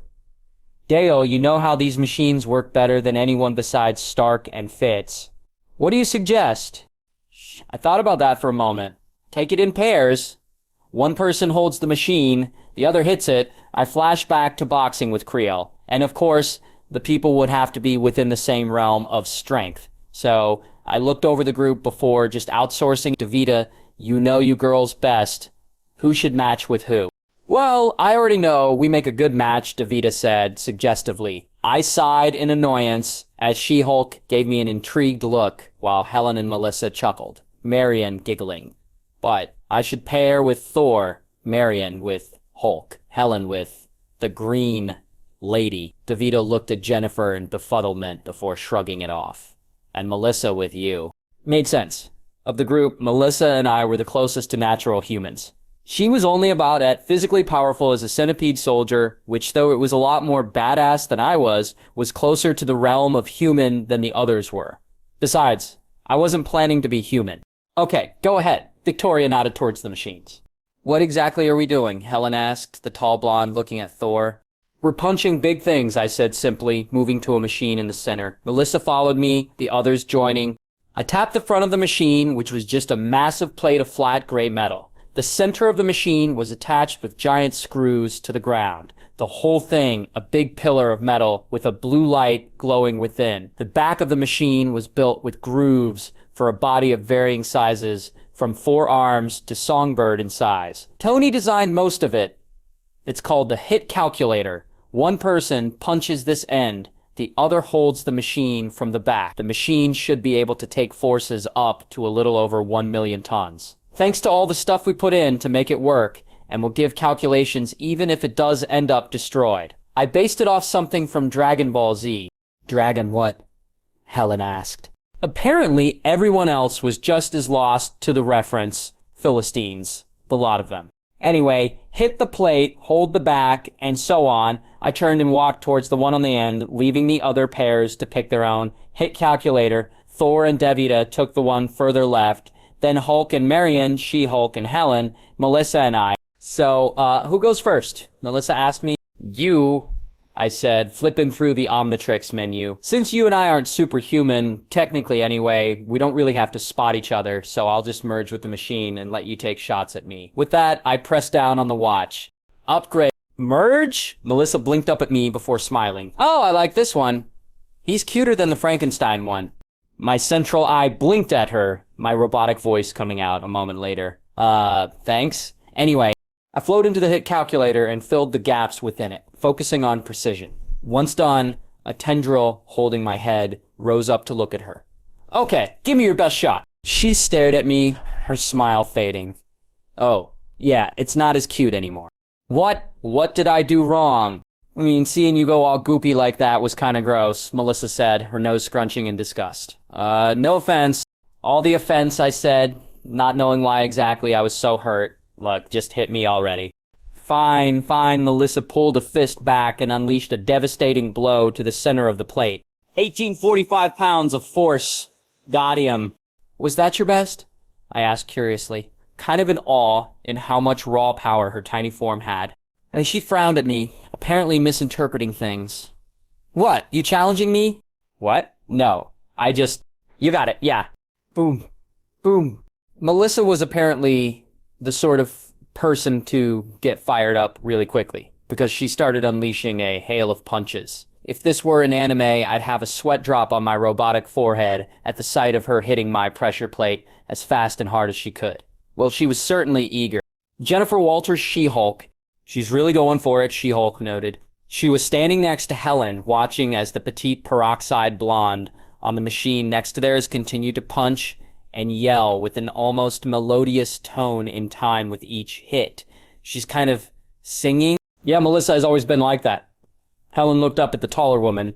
It's why we named her Songbird. Her voice became fond and soft for a moment. Always singing in the middle of a fight without meaning to. Helen clapped her hands as though scaring off errant thoughts. So, who goes first? She-Hulk smirked. How about you go ahead and start hitting it? You'll want me tired when I go. The blonde narrowed her eyes, a dangerous smile on her lips. Is that so? I would want to hurt you. Sweetie, I'm a Hulk. She-Hulk smirked. That comes with a couple of perks, beyond the obvious ones, Jennifer said, thrusting her chest out with a smug smile. Oh, I know. Helen turned and walked over to the machine. Come on, let's see what it takes to deflate that ego of yours, honey. She-Hulk took a spot behind the machine, her hands wrapping to support it. The blonde and green-haired superhumans shared challenging looks before Helen hit the machine. And Jennifer blinked in surprise at the incredible impact she felt on her shoulders, feet digging slightly into concrete. Helen smirked. Too much? She-Hulk rallied, a bright and cheery look on her face, even as her eyes narrowed. As long as you start actually hitting me, rather than fitting into the dumb blonde stereotype. Helen hit it again, She-Hulk gritting her teeth. What, you straining? Helen said, hitting the machine again. Babe, you really need to stop worrying about breaking your nails. For about 1 minute, Helen kept hitting the machine as She-Hulk supported it. By the end, both women were beginning to sweat. Then they switched places, the ground quaking within the warehouse as She-Hulk's massively powerful blows joined those of the others in the room. And all throughout, the two women continued to needle each other, very similar looks of challenge on their faces. Marion Pouncey, pound cake. You hit good. Hulk compliment Marion as the shorter but still massive superhuman boxed with the machine they were both working on. Thank you, Marion said politely, blushing. The two giants had yet to switch. Hulk had been holding the machine for Marion to hit for a little while, supporting it as she left dents in the machine, which was impressive, considering the material the machine was made of was specifically built to withstand the Hulk. Granted, it hadn't been tested against him yet, but it said something about Marion's power. Marion did another blow, a scientist behind her stumbling when the ground shook before looking at the Hulk. I didn't know you could, talk. Hulk learned, Banner let Hulk out, and Hulk learned. Speaking is hard, Hulk admitted. Hulk always angry, can't think sometimes, always want to hit and fight everything. But Hulk learned. Marion frowned, confused. What does that mean? Banner, let you out? I thought you were Bruce Banner, and Hulk was your code name. Marion stopped hitting the machine in favor of staring at Hulk as his grip on the machine began to leave grooves in the metal. Hulk stared at her, his eyes filled with glimmering shades of green anger. His mouth was twisted into an ugly grimace. He closed his eyes and took a deep breath, clearly trying to calm. Hulk and Banner different. Banner scientist, Hulk fighter, worked together, but same. Hulk still seemed angry, but he was clearly trying to keep from lashing out. Marion swallowed. No, well, that's fine. I was just confused. Bruce say same, and Hulk tried to soften his voice. Hulk, I'm sorry, I just get so mad. People say Hulk and Bruce same, but it's okay. Marianne seemed at a loss as to what to say. Do you want to turn to hit this thing? Let off some steam? Hulk, try. Hulk let go of the machine and moved around.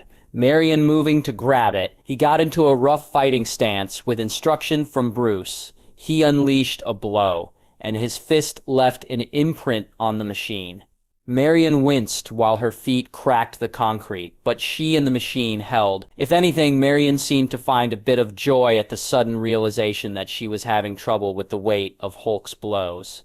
After more powerful hits began to strain her muscles, Marion spoke. You should tell people that, Marion said hesitantly. I mean, I have a lot of trouble talking to people, but Davida helped me keep doing it when I was in high school so I could help teach the younger kids to learn how to wrestle and so I could make friends. If you tell people, maybe they'll know how to treat you. Hulk hit the machine again, frowning in thought. After a moment, though, he shrugged it off. Instead, he pulled back his fist, focusing before throwing another powerful hit, the machine buckling slightly with the blow, and Marion struggling to hold it down. Hulk threw another blow, and another. Thor Odinson, God of Thunder. Fuck, Davida mumbled at the sight of Hulk's power stopping her own punches. She shook her head. Maybe I should have done that instead of letting Marion take over. I don't believe your friend would like that, Thor noted. He looked at Davida, who had shifted into her larger form, standing about the size of Marion now. If I may ask, how is that you and your friends became so close?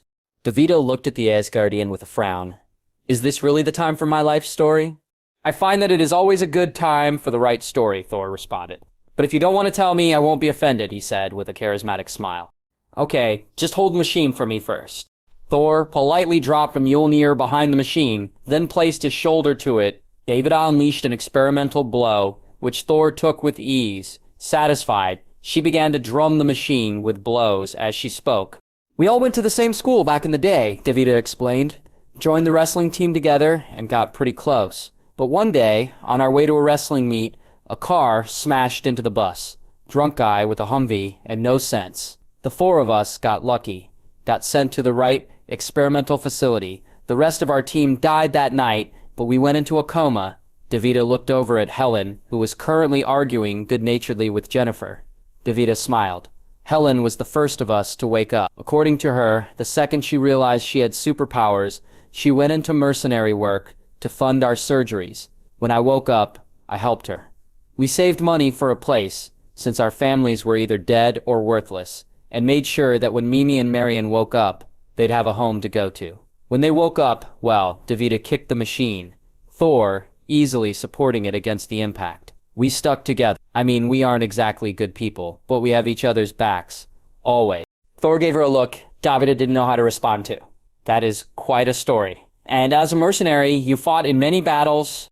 A few, Davida spun to smash her elbow into the pressure plate. We tried to keep under the radar, make sure our powers were kept secret, but we ended up clashing with other supers over the years on one mission or another. There was this guy in China I had to fight with before some blind guy teleported him out. I'd love to hear about that sometime, Thor told her, smiling. Mahmoud Shahed. Melissa stopped punching the machine and rested her hand on her knees, bending to grin at me as I separated from the object she'd been beating on. There. How did that feel?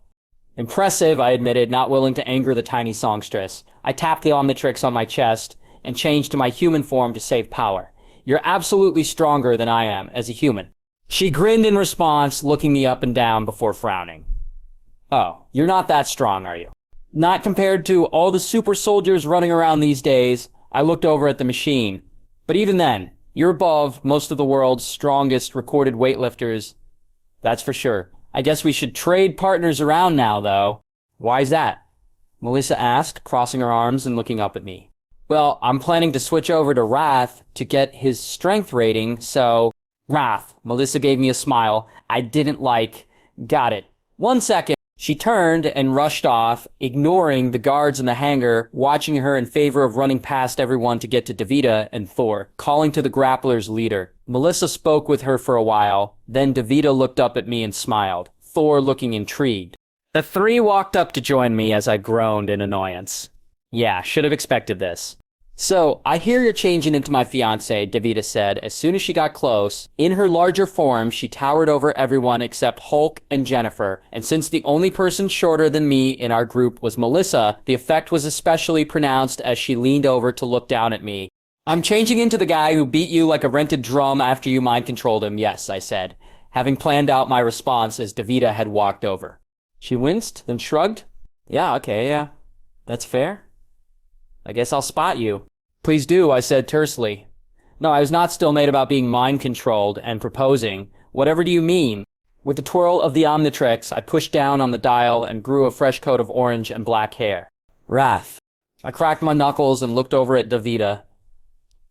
Let me tell you something, Titania of the Grapplers. You better be ready, because Wrath is gonna hit this machine so hard that other machines will cheer. And then we should get married. I paused. Wait, Wrath doesn't want to get married. Why did Wrath say that? Are you broken? Melissa asked, sounding as though she had no idea what to think. Davida, standing behind the hit calculator, blinked at me, her eyes very clearly not red. Wrath doesn't know. Wrath might have unspoken romantic issues, honestly befuddled. I decided to discard the complications and just... Bam! Oh, hey, I hit the machine before I finished thinking. I hit it again and again, my claws and fists contacting metal with loud clanging noises. Davida took the blows on her shoulder, gritting her teeth as I put my hips into it. Thor, in the meantime, looked over at Melissa. I don't understand. Mind control? Davida can control people?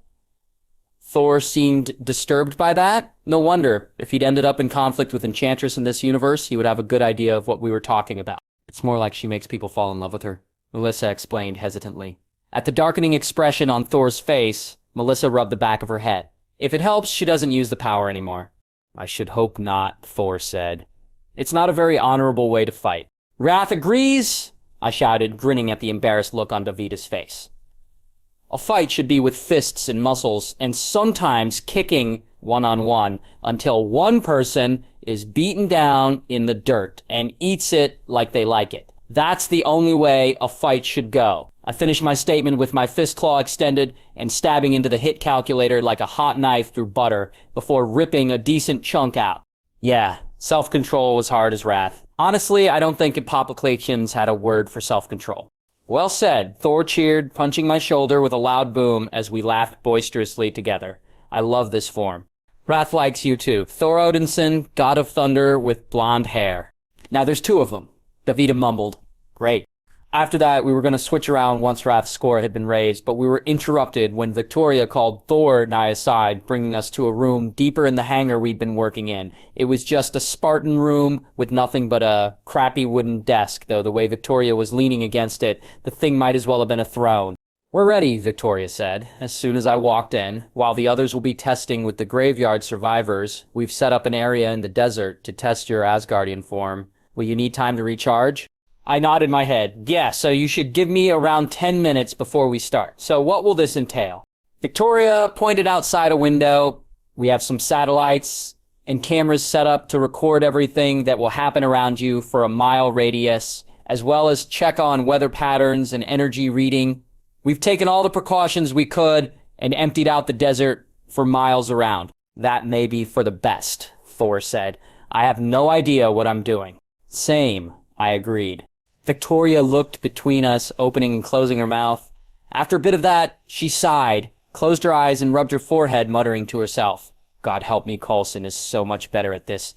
Please go and start the test. Sure thing, I said, hiding my amusement at Victoria's annoyance. A while later, Thor and I alone stood in the middle of the wasteland, waiting for the flares firing off that would signal the test starting. So we passed the time doing something I'd always wanted to try. I tugged hard. Nothing. I did it again, but it was as though the thing weighed 1,000,000 pounds. It didn't even budge. I laughed, stepping away from Mjolnir. Yeah, I figured. Thor gave me a cocky look and stepped forward to easily lift the hammer off of the desert floor. Don't feel bad. Even the greatest warriors can't lift it, though I am curious to see if changing forms will change your worthiness. Probably not. My mind is still the same, or my soul, or pride, or whatever Mjolnir reads. I thought for a moment, well, maybe the more robotic forms like Upgrade or Clockwork could do it. Did inanimate objects or robotic creatures count? But Vision and Ultron had never been able to lift the hammer in the comics. Wait, had they? In some comic I hadn't read yet? Damn it, I wish I had the Marvel Wiki on hand. Mahmoud, Thor said, hesitantly, getting my attention. I need to tell you that I am not sure how this may go. Asgardians, the meaning of our existence is strange to describe. My father might have some idea of how this will go, but I don't. I blinked. Okay, so you're saying, be ready for anything, Thor said simply. He hesitated. Mahmoud, what do you believe most represents you? When you think of yourself, your actions, who are you at your core? That threw me even more. Wait, are you saying that you think I'll change based on my personality? As I said, I'm not sure. Thor shook his head. We are, unfortunately, in uncharted waters. Damn it, I hadn't even changed, and the Asgardian form had already made me bewildered to all hell. The flares went off, then we shared a look before I lifted up the Omnitrix, and hesitantly flipped through the menu. On reaching the Asgardian form, I stopped to think about the possibilities before me. Then I pressed down on the dial. And the change began. In that timeless instant, I felt the changes come. It was by far the weirdest transformation so far. I felt my height rise until I had an inch on Thor, my muscles filling until I was only slightly less bulky than he was. Then my muscles felt as though they began to get filled with lead, becoming heavier and heavier as the dried-out wasteland earth beneath me shifted. At the increase in my density, I felt something within me shift. I couldn't explain it. It was like a new organ grew in my chest, one somehow connected to the world around me. My clothes changed in the flash of green light, my normal shirt being replaced by a white metal on my upper chest and a black shirt beneath the armor that felt as though it was made of a smooth and cool liquid. A long red piece of cloth that wrapped around my waist, with one end going down along my right leg, was matched by the one wrapped around my shoulders, the cloth going down my back. My pants were like some combination of Thor's and something Aladdin would have worn. Black scale on top of white cloth, with boots the exact same as Thor's. A pair of black gauntlets rested on each of my forearms, the Omnitrix glowing brightly on my left arm. Asgard. Wait, really? That was what I could come up with on short notice? Damn, need to come up with a better name than that. I'd brainstorm later. Even Ben had to rename a couple after all.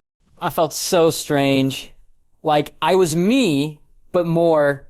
It was an unnerving feeling, being in my body, but better. I looked down at myself, rubbing at the carvings on my new white chest plate. Thor, are these Arabic? Some of it. Thor stepped forward, looking intrigued. But the rest is all different languages, including my own. He tapped the lower part of the armor, where my ribs ended. There, that's old. I have no idea what that means.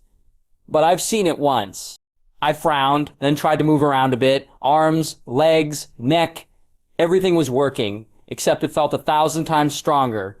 All the little aches and pains that came with being human were gone, replaced with the incredible strength of this new form.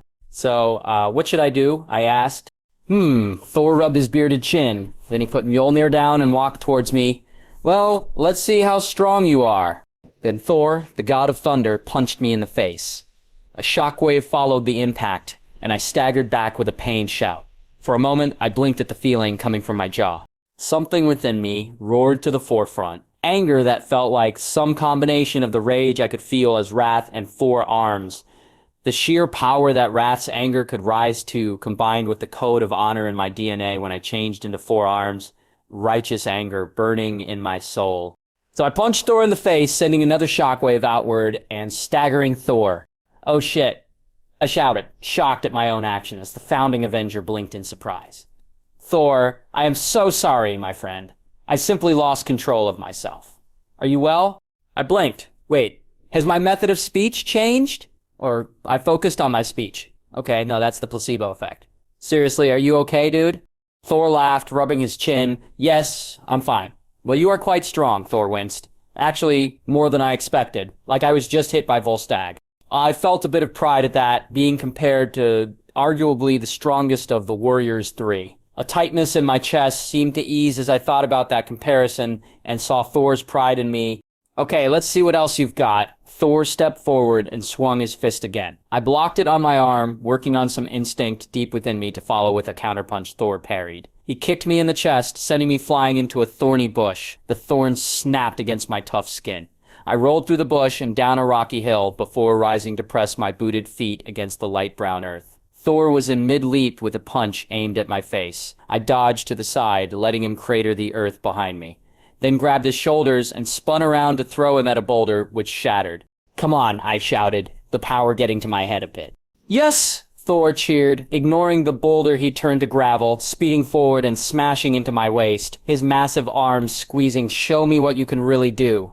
Yug! I lifted my arms and dropped my fists into Thor's back. He shouted, then lifted me up and German suplexed me into the ground, cratering it. I barely felt it. I wasn't as strong as 4 arms, but I was damn powerful, enough that Thor, despite hurting me, was only giving me an average bruising. I twisted around and punched Thor in the chest, the ground nearby splitting apart as the sand around us rose. Thor grabbed my shoulders and headbutted me, thunder sounding out in the distance before lightning struck. Damn! I scowled, my nose stinging from his blow. Something inside me reveled in the pain. A strange burning sense of anger within me. I ducked the next one and uppercut him back. More sand from the wasteland around us, shaking, filling the air with dust that I could somehow see through. Well done, Thor cheered, grinning as he stepped in and blocked my next blow, backhanding me away. Come, Mahmoud, show me what you really have. He punched me again, and I growled before kicking him back, the world quaking with the hit. Above us, a storm gathered, hot wind and sand flying around us as we battled. Something within felt that was appropriate for a fight between Dial and Thor. Victoria Hand, Vice Director of SHI Bridge. Victoria stared at a screen before her with the image of the section of desert that Dial and Thor were sparring in, her eyes wide. On the screen, 2 massive swirling vortexes, like localized storms, were clashing. The helpful computer program measuring things identified them as unusual weather patterns. One was identified as the kind Thor had created a few times. The other, however, was new, because the wind surrounding it seemed a symptom of the power behind it. Make sure to update the weather warnings, Victoria said to one of the scientists in the room, looking at a window nearby as rain and sand bounced off the glass. We don't want people in one of the nearby towns freaking out. Jennifer Walters, She-Hulk. This is because of Thor? She-Hulk shouted at Hulk, who only nodded seriously. The two were standing in the hangar, watching as the world outside seemed to go insane. As they stood there watching lightning cross the gray clouds above and felt the ground shake, a Quinjet landed nearby and opened the back. Creel and Steve came out of the jet in their costumes, quickly running over to join them. When hail began to fall and hot desert winds picked up, tumbleweed descended flying across the tarmac. "What is this?" Steve yelled as soon as he was close, holding his shield over his head to let the ice falling from the sky bounce off. "We were supposed to help with the graveyard survivors when the weather went nuts. Thor was supposed to train Dial in his Asgardian form." She-Hulk yelled. "You think Dial got his powers?" Creel shouted over the storm around them, the man switching to a steel form so he could ignore the granules of sand hitting everything. "No," Hulk declared, the tall green giant said, his eyes on the storm above. "Different, new." "Since when are you insightful?" Creel mumbled to himself, watching as the Quinjet that had brought them began to shake under the winds, assaulting it. Name forgot. Far away, in a nursing home called Shady Acres, an elderly man's eyes snapped open, gazing on the sky above New York City. Within him, something snapped into focus. Then it faded away. Whatever clarity that had suddenly filled him slowly left, only embers remaining. A small smile rose on the man's face, as his mind was once again taken from him. But the tiniest of cracks had appeared far earlier than it would have before. Sadly, a crack which anyone could take advantage of. The shadows of the world felt change, rise, and were changed in return as the wind picked up. Mahmud Shahed Deo. Thor lifted me up and slammed my back onto the floor. I gasped out, spittle flying out of my mouth. Something was wrong. I could feel it inside me, like a secret I knew was being kept from me. Something about the world calling out to it. I tried to reach for it as I rose unsteadily to my feet, my fingers digging into the wasteland beneath me, dirt crumbling in my fingers. Are you alright? Thor asked, his eyes worried. There's something, I coughed, clenching my fists. I can feel a power inside me, something more, but it isn't coming to me. I couldn't understand it. Before now, every alien had come with an instinctual ability with their powers. They may not have come with a manual, but a combination of instinct and an excellent children's cartoon franchise to guide me allowed me to easily use every alien I'd gained. It was frustrating feeling something within me and not even having a clue what it was. Maybe you have my powers, Thor suggested as he frowned thoughtfully. How does this feel? He raised a hand, and Mjolnir flew into his palm, lightning surrounding the badass weapon. He held out in front of me, electricity flowing from it. Anything? I pulled my head back, squinting my eyes against the blinding white light. I feel like you're threatening to electrocute me. Does that help? Sorry, Thor, embarrassed. Put Mjolnir away at his waist. Well, damn it. I wish my father was here, Thor sighed, looking as though he was half tempted to do something before dismissing the idea. What calls out to you then? What makes you... His next words were drowned out by the wind. I waved at some of the dust rising in the air. On instinct, I took a deep breath, reaching within. The sand flying around us drifted away with the wave of my hand. I blinked dumbly. Thor stopped talking. Hesitantly, I waved my hand again. More sand rose from the rocky wasteland with my hand motion. I gritted my teeth, reaching within myself, and clenched a hand. Sand rose up from the ground, swirling upward in a tiny, swirling tornado, barely as high as my chest. Sand, Thor said, eyes wide. I've never seen that happen before. Cool, I said with a grin. I mentally reached out to the sand, the tightness in my chest fading as I gathered it to come around my feet, gathering underneath my boots. Sand powers seem simple on the surface until you see what a person with the ability with the power to control sand can really do. And while I couldn't think of any Ben 10 alien with the powers I apparently had, I'd watched Avatar: The Last Airbender, Naruto, and One Piece, and had read Spider-Man. I certainly had plenty of sand-using characters to use as inspiration.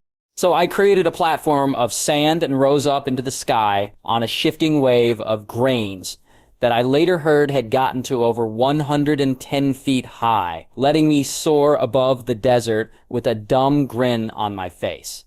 Thor spun Mjolnir around and launched after me. Whoa, I shouted, standing with my arms spread on the wave of sand and shooting across the desert on the platform I'd created. The tightness in my chest was gone entirely, relaxed from finally using my powers. I twisted my hands, and suddenly I was inside the wave. I laughed with joy as I surfed inside a tube of brown grains, boots sliding across the dirt. Thor flew by, the storm above us dropping lightning around us as he searched for me. Mahmud, he called out to me. This is awesome, I yelled to him. Hold on, I want to try something. I reached out to the sand. Deegara had been able to do some cool stuff in Naruto, including making statues. I reached out to the sand with my mind, trying to mold it. The desert shook as I reached for the grains and forced them to move, ignoring the tight pain in my chest. The loud sound of the Omnitrix's beeping was followed by the watch timing out. Just like that, I was in my normal human form, and the wave of sand fell apart, leaving me to fall out of the sky. My tomb armor surrounded me the instant the AI registered a possibly lethal fall, but that still left me spinning through the air. Yeah, oof. A large arm wrapped around my stomach, saving me from a painful hit to the ground. I've got you, Thor said. Bring us down for a landing. We came to a landing as the tan waves of brown came down the wasteland. Once a place of dried stone cracked from the immense heat, now had a large dune right in the middle of it. I stared up at it as the rain above us continued to fall, wind picking up granules and blowing them away. Was feeling pretty jazzed. I mean, that was insanely awesome. Asgardians are supposed to be strong after all, and this form was epic, man. Aw, man, that was so freaking cool. Weird. I timed out so fast, though, especially when I made sure to wait, so it was charged. Should I just wait to try again? No. I blinked, looking at Thor. He looked contemplative. We need to wait for my father. I don't know what to do with sand, he blinked. Why is it even sand? No Asgardian has dealt with sand as far as I know. Can't blame them, I said, seeing my chance and taking it. It's coarse and rough, and it gets everywhere. Thor frowned. Is that a reference? I think Steve mentioned something about that. Captain America had watched the prequels. It truly was the darkest timeline. When we got to the base again, Creel and Steve had shown up, and the graveyard survivors had come out of the APC that had brought them so they could start their testing. Creel was standing by the door, waiting for us, when Thor and I dropped in. Thor put me down gently on the ground, and we walked up to him. I looked between Thor and Creel for a moment, noting that Hulk was speaking with Marion nearby. In another universe, Creel, the absorbing man, would be a bitter enemy of both Hulk and Thor. Here, Creel, known as the hero ally, was their ally. Hey, ally, ally. Creel nodded at Thor, then looked at me. You guys caused a hell of a ruckus. It was true. The once clean base was kind of a mess. Sand was everywhere, piled up in corners, soaked from the rain that had been falling, while bits of hail melted in the heat of the desert and turned the sand into mud. Sorry, Thor and I said in unison, both of us looking contrite. Creel snorted, then turned and walked towards the section of the base set aside for the survivors who had volunteered, that is. Of the group, the Omnitrix had healed. Most of them had simply wanted to go home, to find some semblance of safety and peace after years of torture. Director Maria Hill had those people put into a program being developed just for that. For people who suddenly got powers and never wanted them, or wanted to make a life of their own. It was complicated. A lot of the group were enhanced to be almost as strong as Steve and Bucky, while others had limited versions of Creel's powers. The idea of them out in the world and causing trouble or using their abilities for profit in unfair ways was something that worried the people in charge. After all, what's the point of sports if you know the other team has a guy who can lift trucks over their shoulders and treat 10Ks like light warm-ups? That was still being discussed, but here on the base were those few who had decided they wanted to use their powers to join Bridge, and one way or another, the section set aside for them was formerly the school for the children on the base, using the gymnasium for the main testing, the classrooms to organize everyone, and the locker rooms to give them somewhere to change into some sweats. Creel walked us into the gymnasium, and everyone stopped to look over at us. For a moment, things were awkward. Then, like something out of a movie, one guy started clapping. A few others joined in until a large portion of the room was clapping while looking over at us. 4 of them, all wearing Bridge-issued workout clothes, walked over as Thor and I blinked in confusion, though he was apparently more used to applause than I was. The people walking toward us were showing signs of their powers in some ways. The oldest one was a tall and well-built black man, with piercing eyes and a steady confidence, his muscles piled on muscles as he walked towards us. He strode towards us and smiled at me. Surprised when I didn't say anything, he chuckled. I figured. Not every day you get a standing ovation from the people you saved. Well, shit. What was I supposed to say to that? That was a hell of an honor to be given. I kind of shuffled awkwardly, not knowing what I should do. The younger black man behind him gave me a brooding look. He looked like the older man, if lighter in size but still built like an armored truck. He nodded respectfully, but said nothing else. A teenage girl waved timidly at us. She was tall and almost alarmingly skinny, right on the edge of looking unhealthy. Her purple hair had the look of someone who had recently dyed it. The final woman looked like someone's mom, with white streaks in her hair, some wrinkles on her skin, and a slightly too big smile. She reminded me of a Korean woman I'd known on my world, with a similar nose and eyes with the same kindness. I'm Jamal, the older man introduced himself. This is Mike, the young man nodded. Abigail. Purple hair shuffled nervously, and Young Moon, the oldest woman, smiled at us. We were the ones chosen to represent our little group. Nice to meet you all, Thor said kindly. Same from me, I added weakly as the clapping died down. I noted that none of their names were familiar. Not people from the comics. Civilians who would have died nameless otherwise. Thank you, Omnitrix. Proceeded spoke next. So far, it looks like only the absorbers like me and the super soldiers like Steve have powers. Only one gamma-enhanced being kept its powers, and it's an animal. I blinked at that. But he continued before I could question him. Jung Moon, show them what you got. The older woman reached into a pocket and pulled out a piece of red stone. She clenched her hand around it and immediately shifted into a rock statue in a kaleidoscope of random colors. Jung Moon chuckled, her lips, the color of emeralds, and spoke in Korean. Thor chuckled as well. Indeed, my lady, you are quite beautiful in this form, he said kindly, getting the older woman to blush. You speak Korean? Jamal asked curiously. A benefit of being Asgardian. I am gifted with the ability to speak in all Midgardian languages, as well as those of other realms, the god of thunder explained.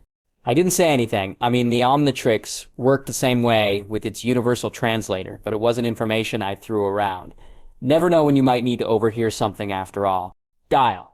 I turned to see Jennifer yelling towards me, the tall Gamazon attracting attention from the people working out. A guy who was bench pressing around 500 pounds of weight near her started going really fast, probably to impress her, only to go faster when she rewarded his efforts with a wink. She turned back to me, ignoring the guy currently burning out. Hulk wants you to see this. Steve walked up to join us from a group of people doing squats with car engines, sweating a bit.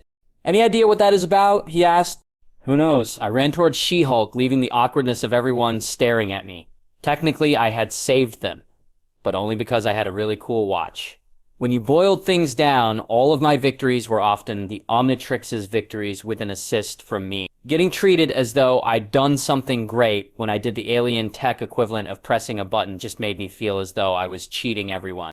She-Hulk led me outside to a dirt field covered in sand and hail, with a series of pens set up. The place looked like a hastily set up zoo, the pens made of all thick metal and plastic spaced evenly to keep those within from escaping. Huh, I said, as the cacophony of sounds surrounded me. I forgot how many there were. Dogs and cats were the common ones. One was familiar, and apparently he remembered me because the little guy started barking loudly and wagging his tail as I passed. I remembered him when he changed into a steel form, grinning brightly at me with sunlight reflecting off metal fur. We walked past him, and I noted a cat that was about twice as large as a normal house cat, with corded muscle underneath its gray fur.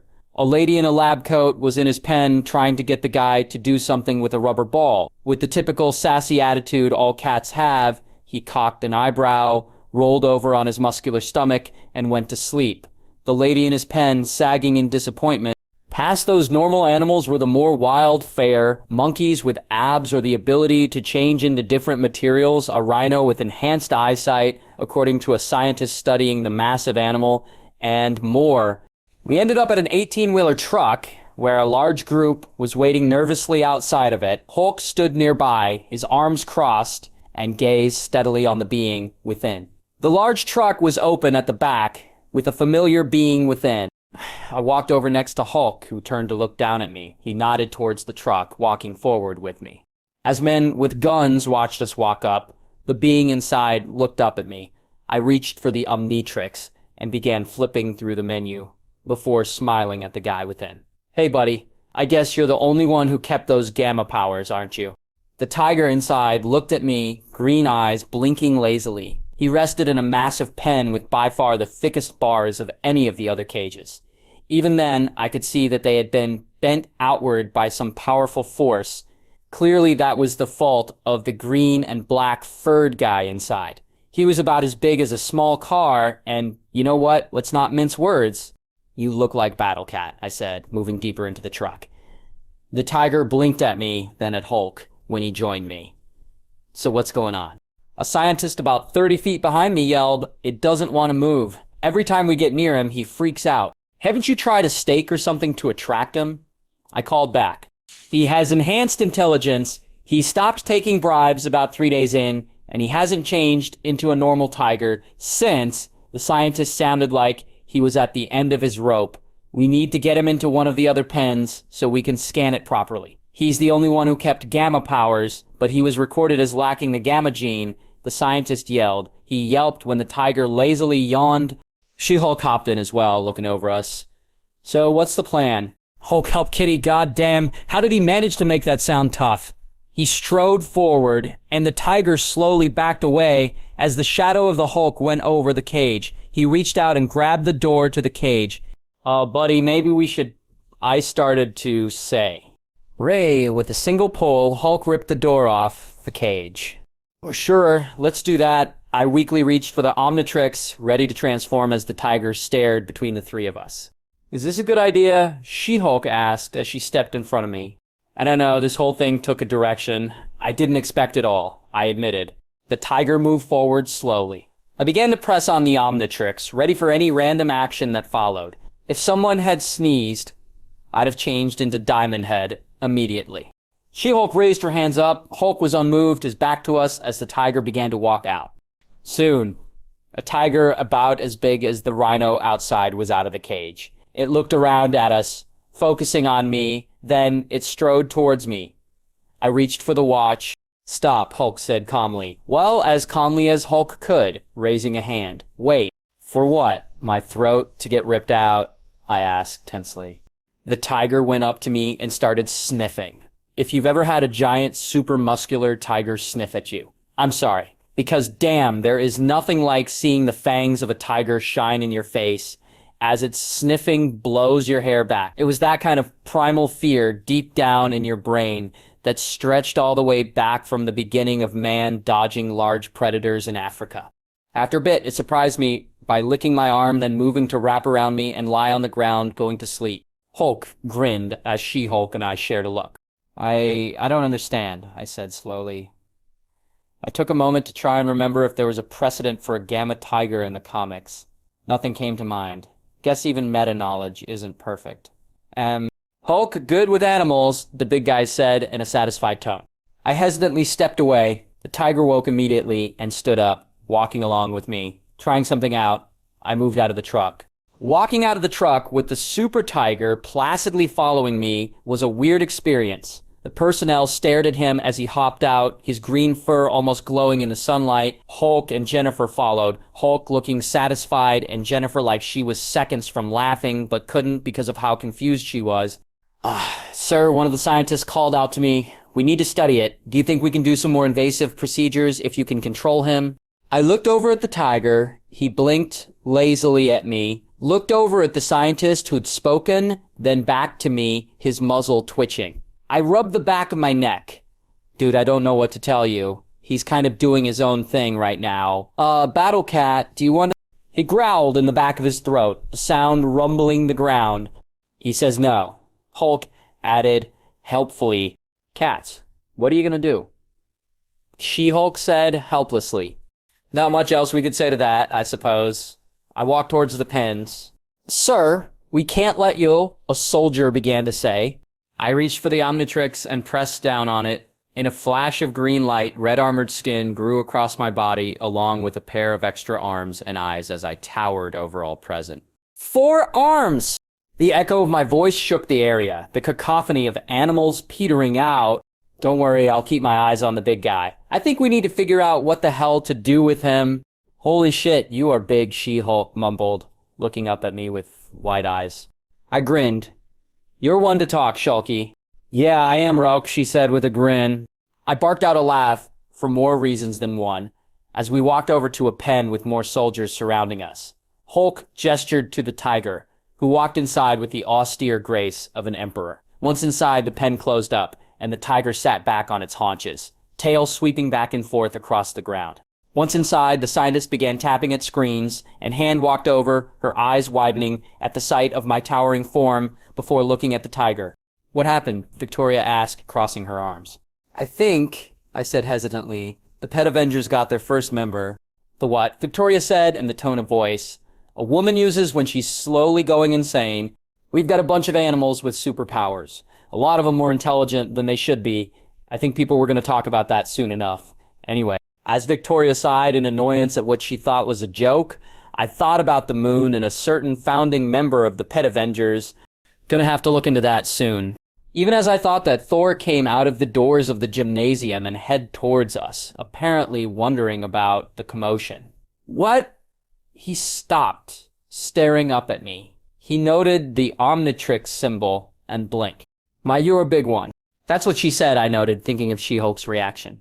When the tittering laughter followed, I realized what that sounded like and groaned slightly. Putting my lower right hand to my face, That was an accident, I swear. That's what she said. She-Hulk responded, laughing all the harder at the annoyed look I gave her. Still, fought bigger, Thor added with a smirk, not noticing all the tittering laughs. How strong are you in a fight? Thor asked, rubbing his chin with a look in his eyes. The Tetraman form I was borrowing knew all too well as the look of challenge. Don't, Victoria mumbled. You two can spar later. Right now I need to rest. Testing went well after that. Ulysses Klaue.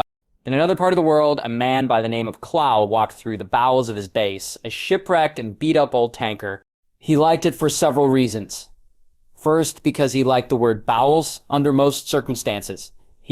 Bowels. Second, because the atmosphere just fit so perfectly with what he was doing. Damn it! He was an arms dealer, not some namby-pamby wannabe mob boss who gave a shit if he was making more money than most kings off of the business. He was still selling guns. Why idiots like Sonny Birch worked out of fancy restaurants and penthouse apartments, Klaue never understood. If something did the job and did the job well, why spend extra money off expensive crap to replace that?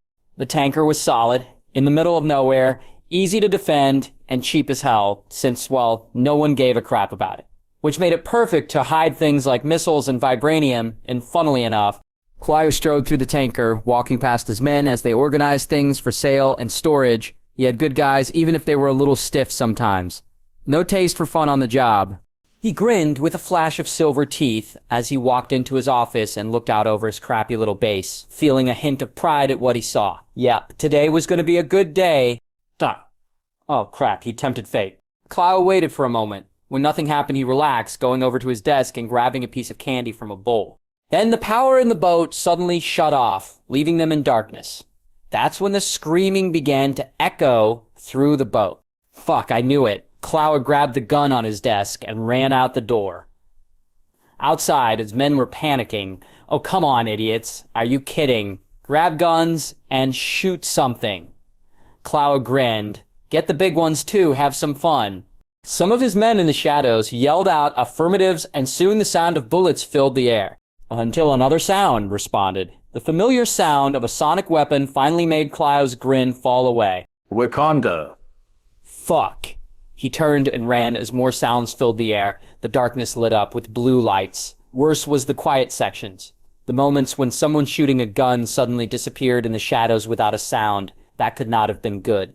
Klaue went deeper into the tanker, aiming for the back where a way out had been built, except that as he ran across the catwalks, the sound seemed to follow him with relentless ease. Damn it, had to happen today, of all days. Klaue spat out, running along with his pistol tight in hand. He got to a door and grabbed at the wheel to unlock it, twisting hard and pushing it open with a bit of trouble. Come on, you damn grag.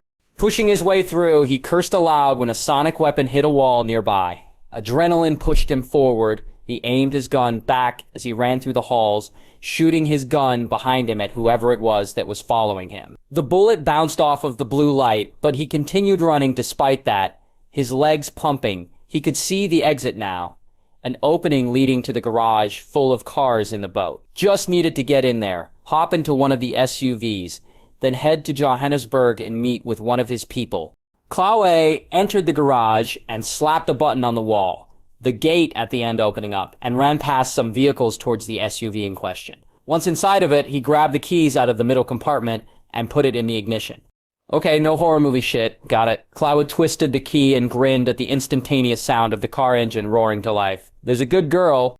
Pressing on the accelerator, the car rushed forward, heading to the gate. He passed through it at about 50 miles an hour. Something ran at him from the side, slamming into the car like a missile. The car twisted at the hit, slamming into the edge of the gate as it left the tanker. The car spun out of control. Whatever had hit the SUV spun upward and grabbed the hood, a round object landing on the black metal, whatever it was. The disc seemed to cause the car to lose power, leaving Klaue twisting at a useless steering wheel. The SUV rolled to a weak stop on the dirt. Klaue cursed, getting out of the car, only to have a black shadow separate from the SUV and rise in front of him.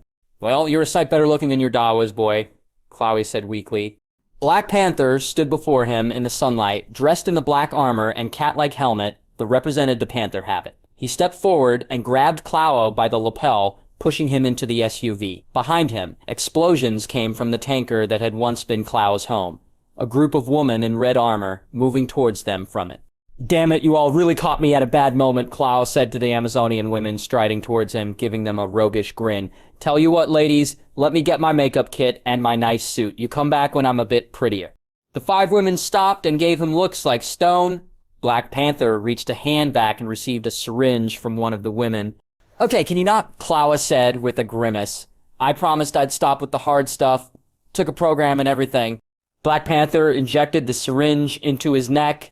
"Damn. I was gonna get my 3-year chip." As Klau passed out, Black Panther let out a sigh of relief. "I wish my father had warned me he would talk that much." Mahmoud Shawch died. On returning to New York City after all the rounds of testing had been done, I was left in my room where I made a phone call. After ringing for a bit, the line picked up. Matt Murdock speaking. The man on the other end said, "Hey Matt, it's Mahmoud.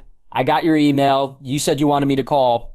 "Yes, how do you know?" he said, as though he was asking a casual question and not one loaded with C4.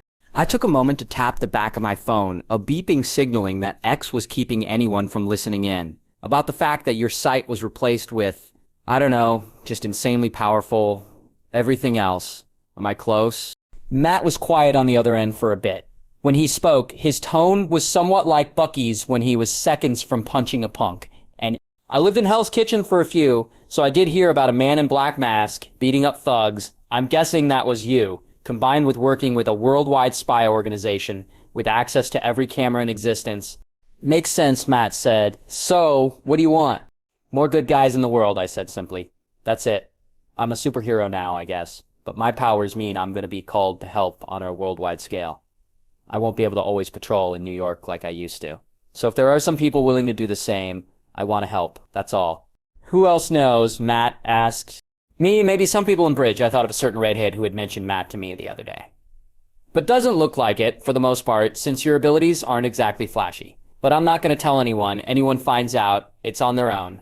He sighed in annoyance. I walked around my apartment in the Avengers Tower, going over to a window and looking over the city quietly. "Well, your deal seems legit," Matt said at last. "And you say you want to help me? How about we meet up and talk about it?" I asked. "We can make some initial plans, maybe show you that working together is the best way to protect New York, beat up some assholes on patrol a few times together." Matt chuckled. "Sure, let's meet tonight." After making plans, I looked out into New York again, thinking I was personally one of the most powerful beings on Earth when given the chance to press down on the Omnitrix, but I could still be killed. And Hell's Kitchen was dangerous before I became a household name. People might shoot from the distance to prove a point, might need some protection. Luckily, I had a friend with a room down the hall from mine. Later that night, Natasha and I were walking through New York City together. She was wearing a leather jacket and red shirt, her red hair curly and long around her neck. I was wearing a Black Widow shirt just to be funny, the sleeves golden and the rest of it black with a red logo in the center, sort of reminding me of the one I had on the Omnitrix, a red backpack swinging as I walked with the super assassin. We were walking down West 44th Street in Hell's Kitchen. If you've never been, I don't recommend it as a tourist site. It's basically every seedy part of New York, all bundled into a couple of blocks, complete with a bunch of guys on all the street corner leering at people and making threats or crooning promises to show you a good time to any girl with legs and a face. That wasn't to say there weren't any good people there. In fact, there were more of those than there were assholes. It was a good town at its core. Even then, I don't think either Natasha or I were surprised when a trio of guys walked over towards us from down the street, ambling our way with a lazy confidence, right up until Natasha carelessly flipped her hair and opened her jacket a bit. The 2 small pistols revealed by the action were a mistake on her part, I'm sure, as was the long blade at her waist. Note my sarcasm, of course, since I doubt much Natasha did was ever by mistake. Same with the way her walk went from casual stride of a woman going from point A to point B to the long and dangerous catwalk of a killer. The difference was subtle. See, the first was walking.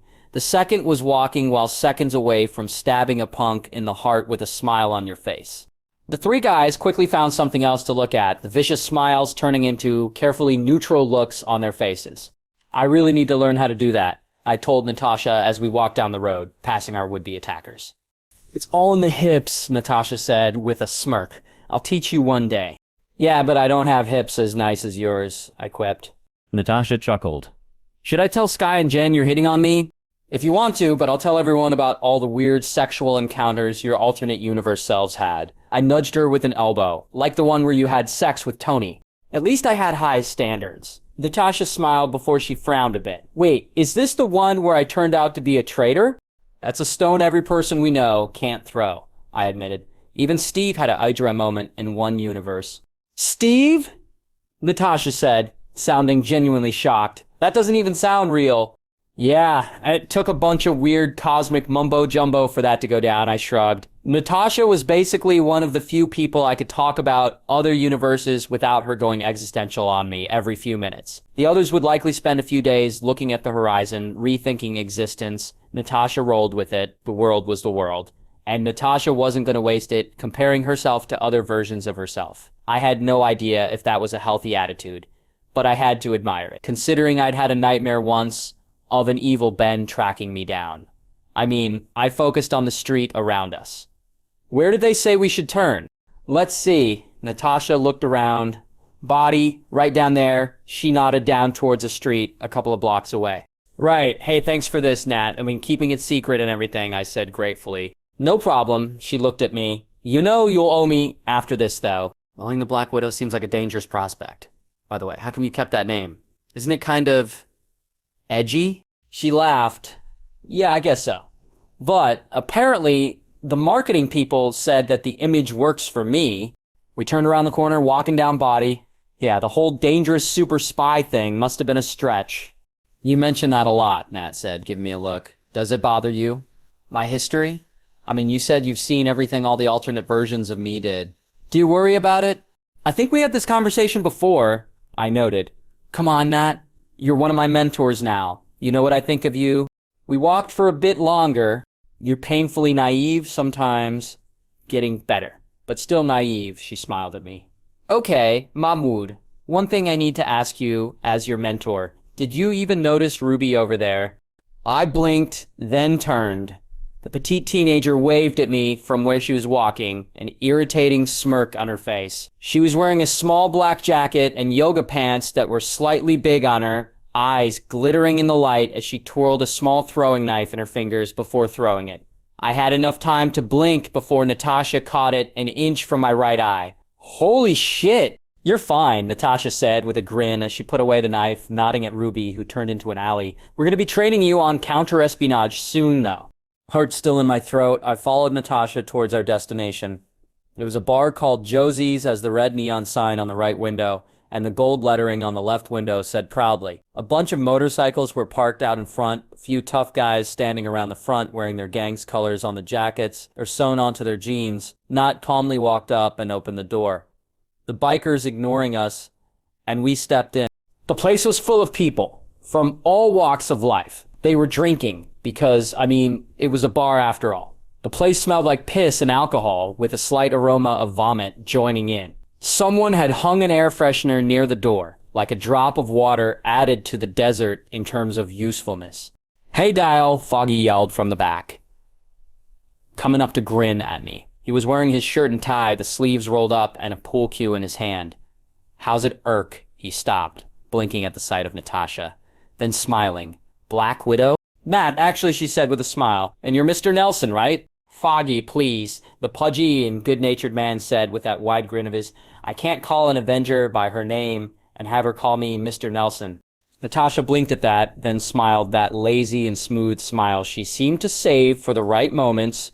Foggy coughed, then waved at the back. Ah, right this way, Nat. She walked past him, leaving Foggy to look over at me. You couldn't have warned me that I was bringing her along? I said with a cocked eyebrow. Well, things are sort of getting crazy in New York City. She's acting as my bodyguard.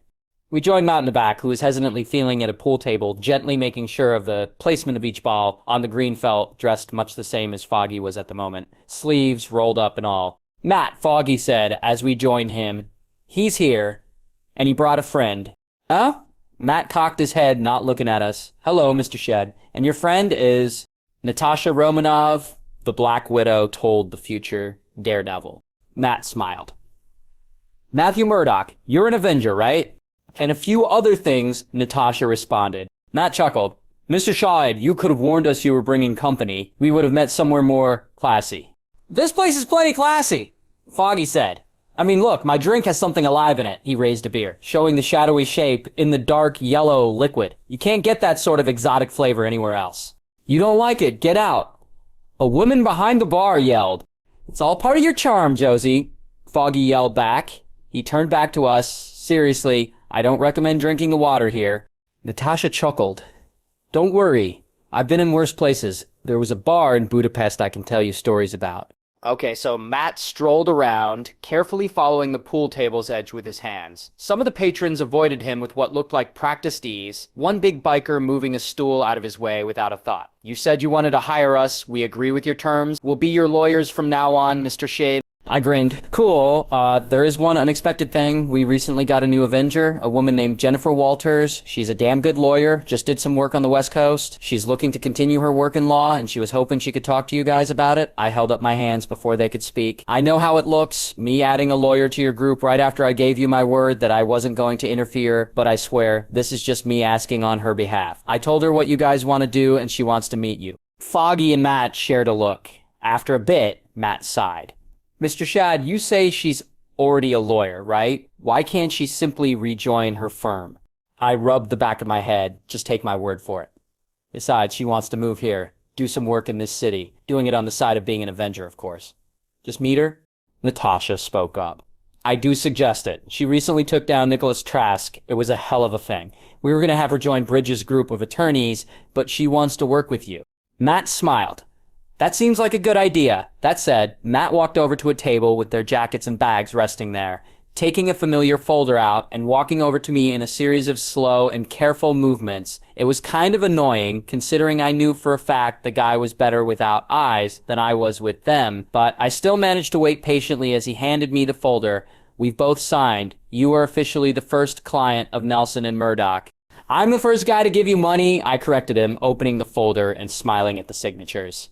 In some worlds, I bet a signature from Matt Murdoch and Foggy Nelson would be worth a hell of a lot. I closed the folder again. Your first client will be whatever person you guys actually help with a case.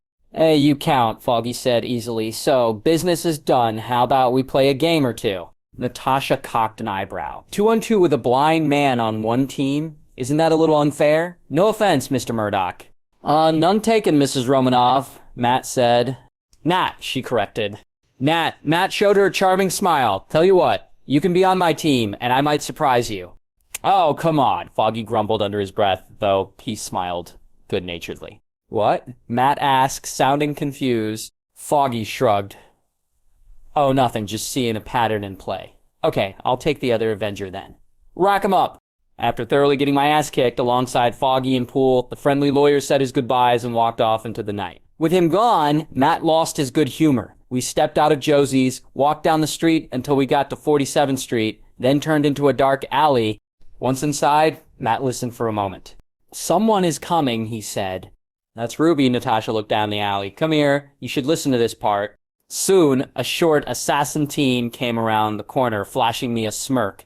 In retort, I carefully flashed the Omnitrix, and her smirk faded. She looked over at Matt and scowled. How the hell did you sense me?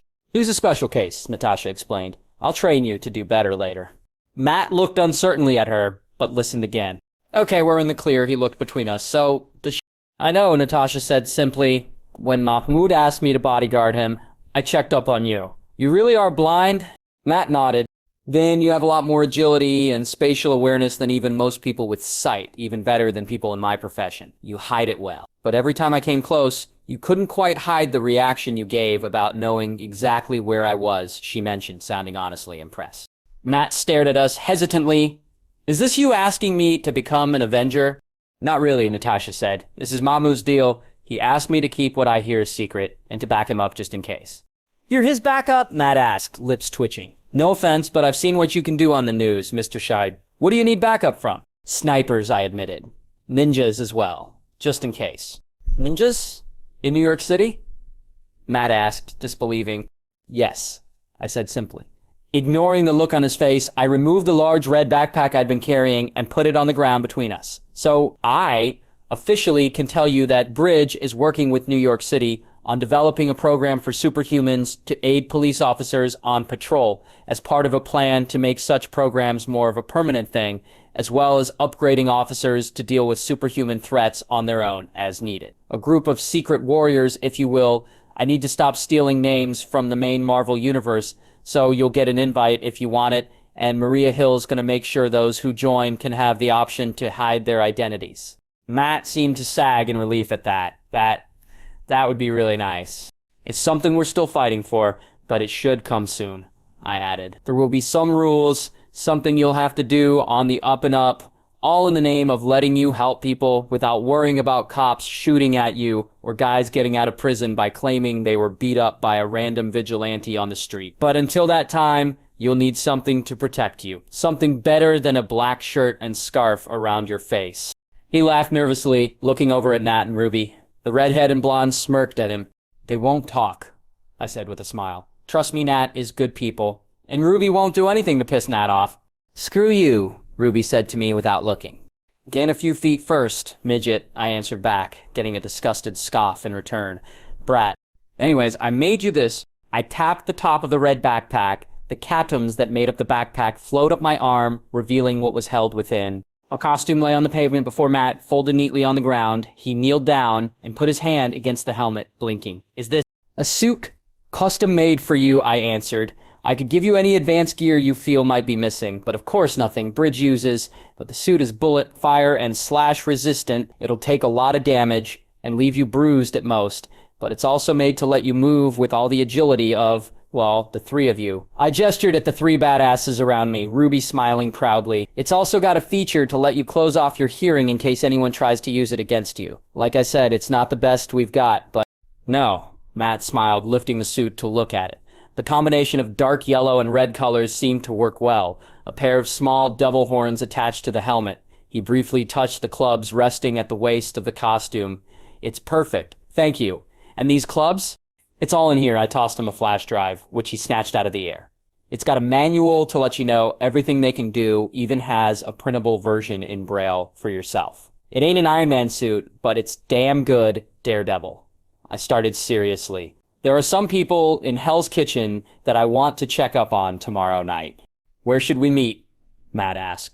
In a minute, but before we go any further, there is something I want to do, and I think you would really appreciate it. I started to say, and couldn't keep the huge grin off my face. Yeah? Any more toys for me? Sadly, state law says blind men can't drive, so I will have to turn down a Delamobile, he joked, but still seemed interested. You like this better? This wouldn't be in the news, but the forms I turn into are actually different kinds of aliens. Natasha made a noise of annoyance at me, casually sharing such privileged information since Bridge was keeping it under wraps under the excuse of worrying the public, despite the fact these aliens don't exist in this universe as far as I knew. I ignored her. The one I'm about to use is one I think you will have an instant connection with, I said. And before he could respond to that, I quickly activated the Omnitrix and pressed down the selection I had set beforehand. In a flash of green, I was covered in orange fur, standing on 4 powerful legs, had an impressive set of teeth, and, of course, my eyesight disappeared, even as my vision expanded more fully than my human senses could ever achieve. While everyone else looked away from Bright Flash, Matt obviously didn't, and was quick to see the change I had undergone. He hesitated for a second before reaching his hands out and feeling around Wild Mutt's head where the eyes would be on most other creatures before pulling back. No eyes, so that means Matt worked it out quickly, and Nat answered for him. Wild Mutt seems to rely more on smell than echolocation like you, but that doesn't mean his hearing is any lesser for it. Well, Nat said, with what I assumed was a smirk from Matt's likely gobsmacked expression. Ruby smelled annoyed as she spoke under her breath. Why did my life get so weird lately? Was it weird that Wild Mutt seemed able to smell emotions? Likely worked better on other Volkimancers, but I couldn't help but let out a series of barks that would be laughs with human vocal cords.